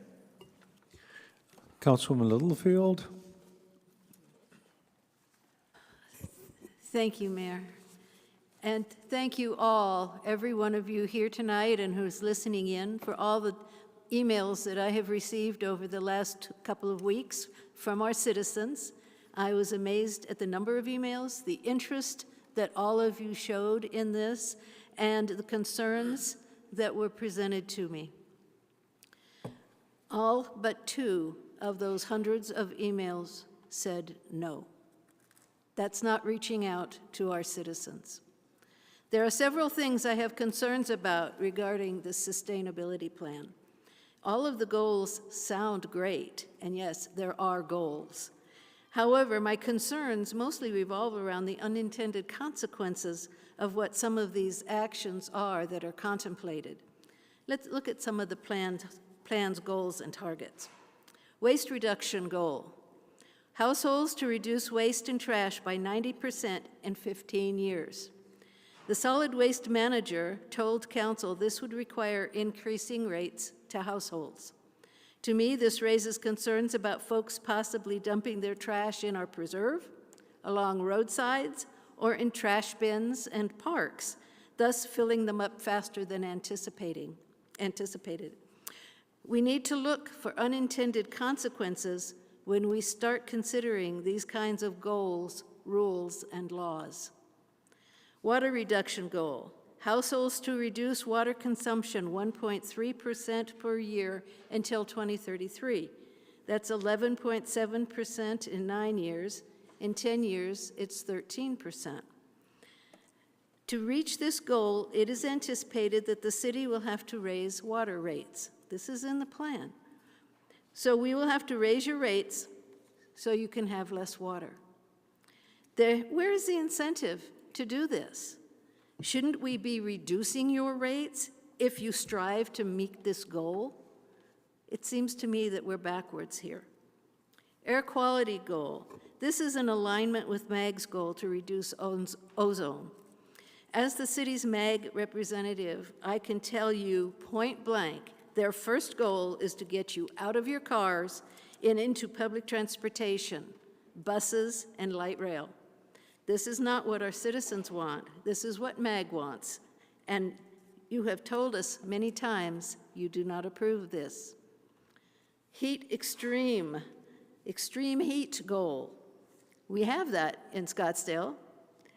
To solve the Scottsdale problem, our sustainability plan wants to increase the citywide tree canopy from 13% to 25%. Now, I'm a native here, and I love trees. I'm sorry, I just do. But where are we going to get either the water or the millions of dollars that it would take to do this? Does this not conflict with our goal of reducing our overall water usage? Also, where are we going to get the land to plant all these trees? Force you to put trees in your yards so then you have to water them with reduced water allotments? This greatly reduces the number of trees in all of Scottsdale, and it requires more water and more people to maintain these trees, which translates into more cost. The plan doesn't say how to pay for them or how to pay to care for them, or where the land is that we would need to plant them. Energy goal, number 5. Citywide electricity reduction of 15% in 10 years, regardless of energy source.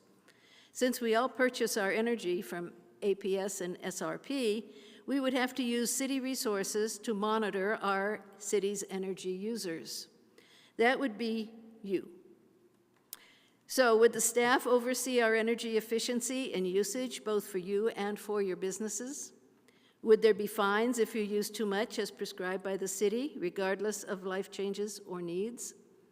Since when have we, as citizens, given the city the kind of power or right to monitor our homes and our businesses and our lives to this kind of extent?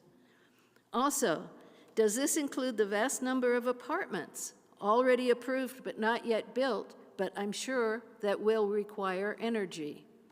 Reducing total power outage while increasing vast numbers of users means less power availability for everyone.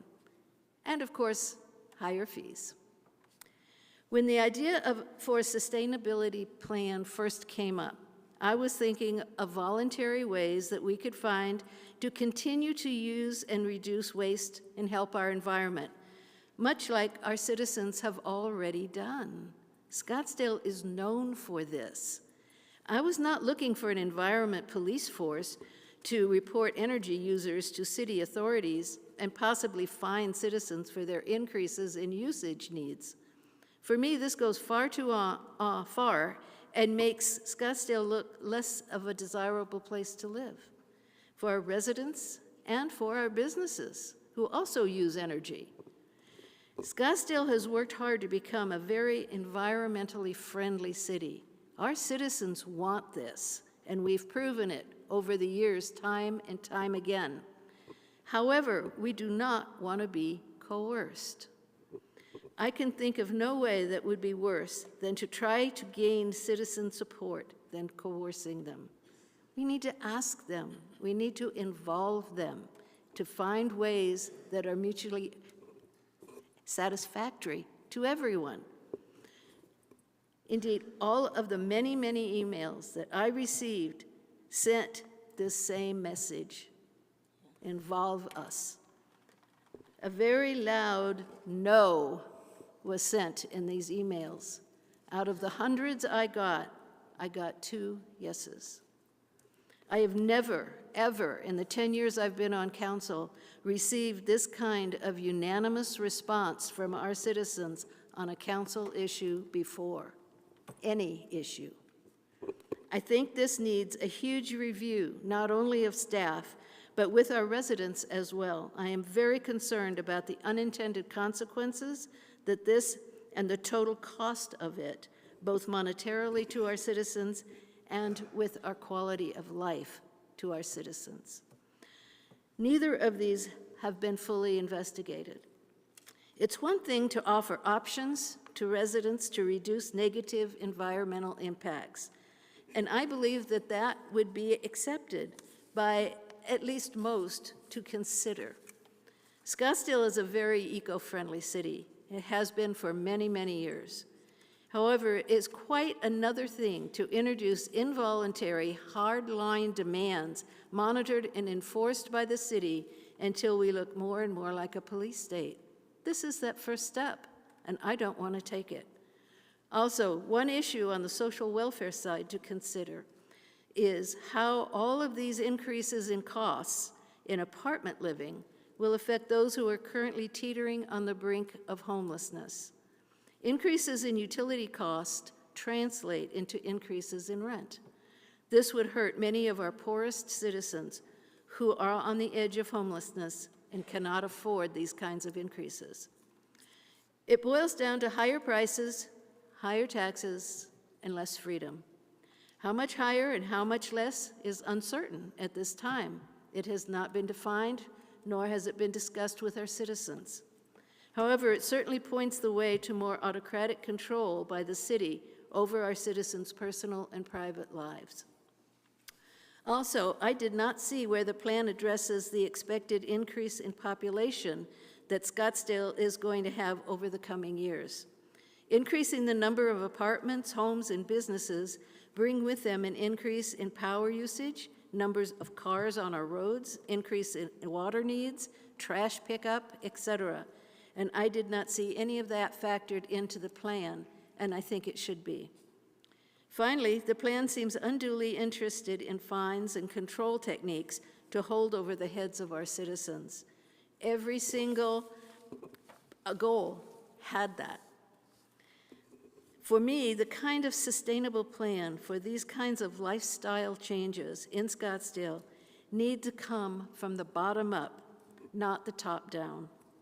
Changes like these over many, many years, they last for many, many years, and I do not believe they are what our citizens are looking for. Scottsdale is known for a better quality of life in line with the living standards of our citizenry while not enduring the degradation of either. I think this plan needs a great deal more thought, definitely more interaction with our citizens, and a deep dive into a realistic analysis of what each part of this plan would cost to both our citizens and to our city, both in lifestyle changes and monetary cost. Because of all these factors, I cannot approve this plan tonight, but I will go with option 3 to continue discussing it, and I hope discussing it with many of our citizens here who will be affected by the future of the decisions made regarding this plan.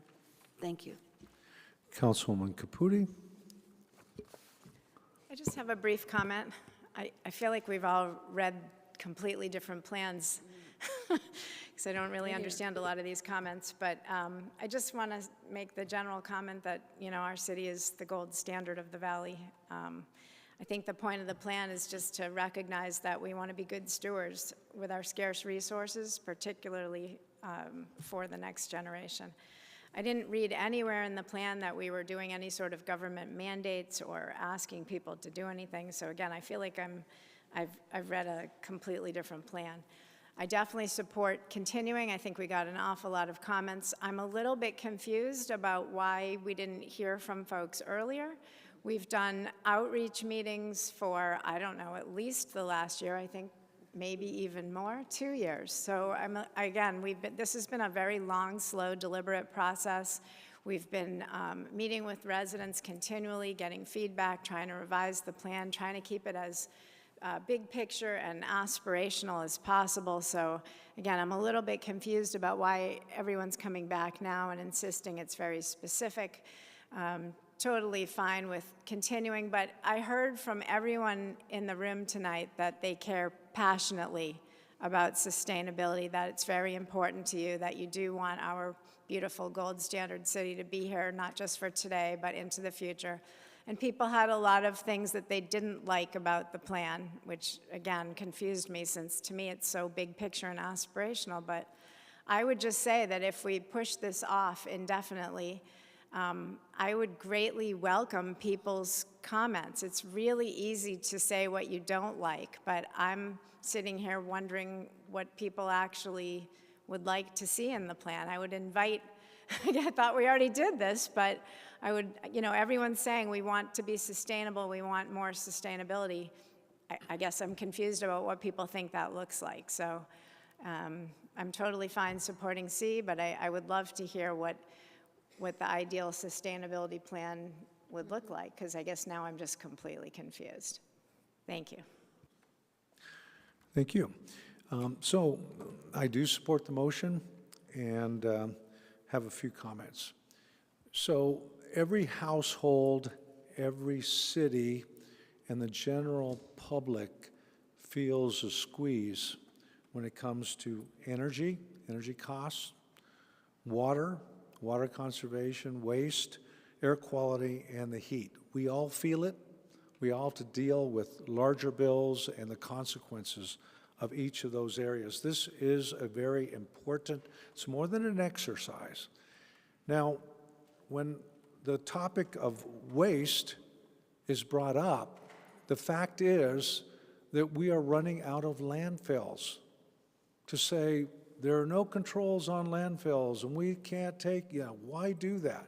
Well, the fact is we are running out of landfills. We all have to acknowledge that. We can't wake up 15 years from now and say, you know what, there's no place to dump it because we didn't at least change direction, either packaging, either recycling, some other model, because there is not an infinite factor in land for landfills.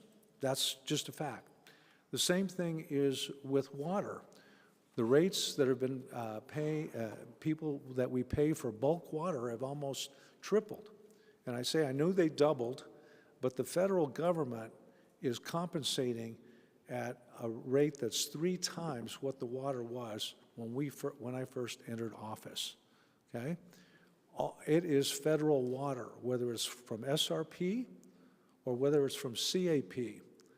We pay for it, we compete with other cities that pay for it, and the federal government is saying that is a scarce resource. We cannot ignore that as the municipal component, and all of the municipalities, whether they're using SRP or CAP water, have to get involved in a proactive way, right? And that's a positive message. It's a positive message because even the air pollution and questions about traffic, well, all of the traffic is interconnected one way or the other for surface streets across the valley. We can't shut off the Indian school on our end or expect somebody else to do it on the other end. Somehow it has to, operate as a full system. What we're leading to with this is that these 5 elements will require further input, not misinformation, because we can weigh the tonnage, because we have 2 operations happening. One is the city's own operations. How efficient can we be? What are the expectations for the residents here? They expect us to employ the best technology to save their taxpayer or ratepayer money. That's an expectation that we have. We have shown and we have said, part of this sustainability plan said we can save 15% of our energy use within our own buildings and still deliver a very good library, fire station, and all those things. Those are things that we want. Those are things that are positive expectations within our own house. It's in a way of demand. We see that same demand from a citizen taxpayer saying, give me value. Make sure you're not wasting. Why? Because that's their expectation. In our own household, the squeeze is on.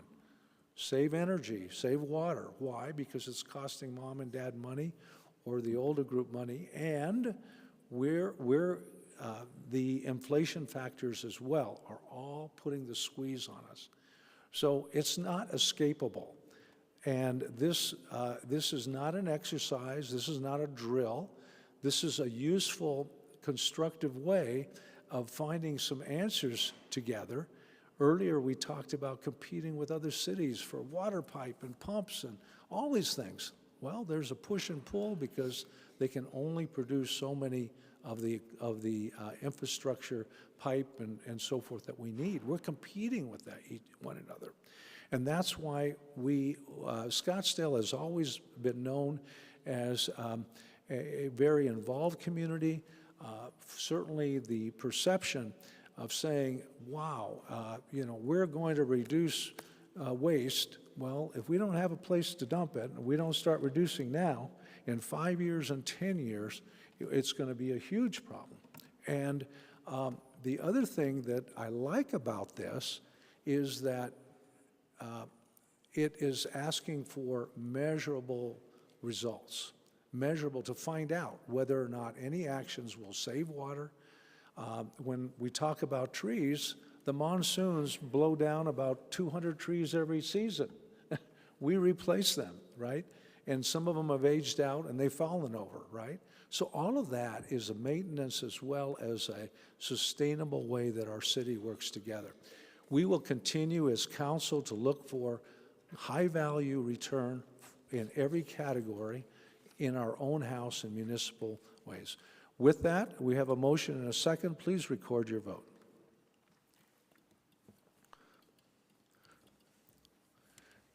It's unanimous, and with that, we have concluded item number 7. Our next agenda item is public comment, an opportunity for the general public to come forward on items that are not on the agenda. Seeing none, that item is closed. Next is item 8, which pertains to citizen petitions. Petitions can come forward through the clerk's office. None were presented. None are being presented to council at this time. Therefore, that item is closed. Finally, we are coming to, I move we adjourn. Do I have a second? Motion and a second. Please record your vote. Thank you. Mr. Grant, oh yeah.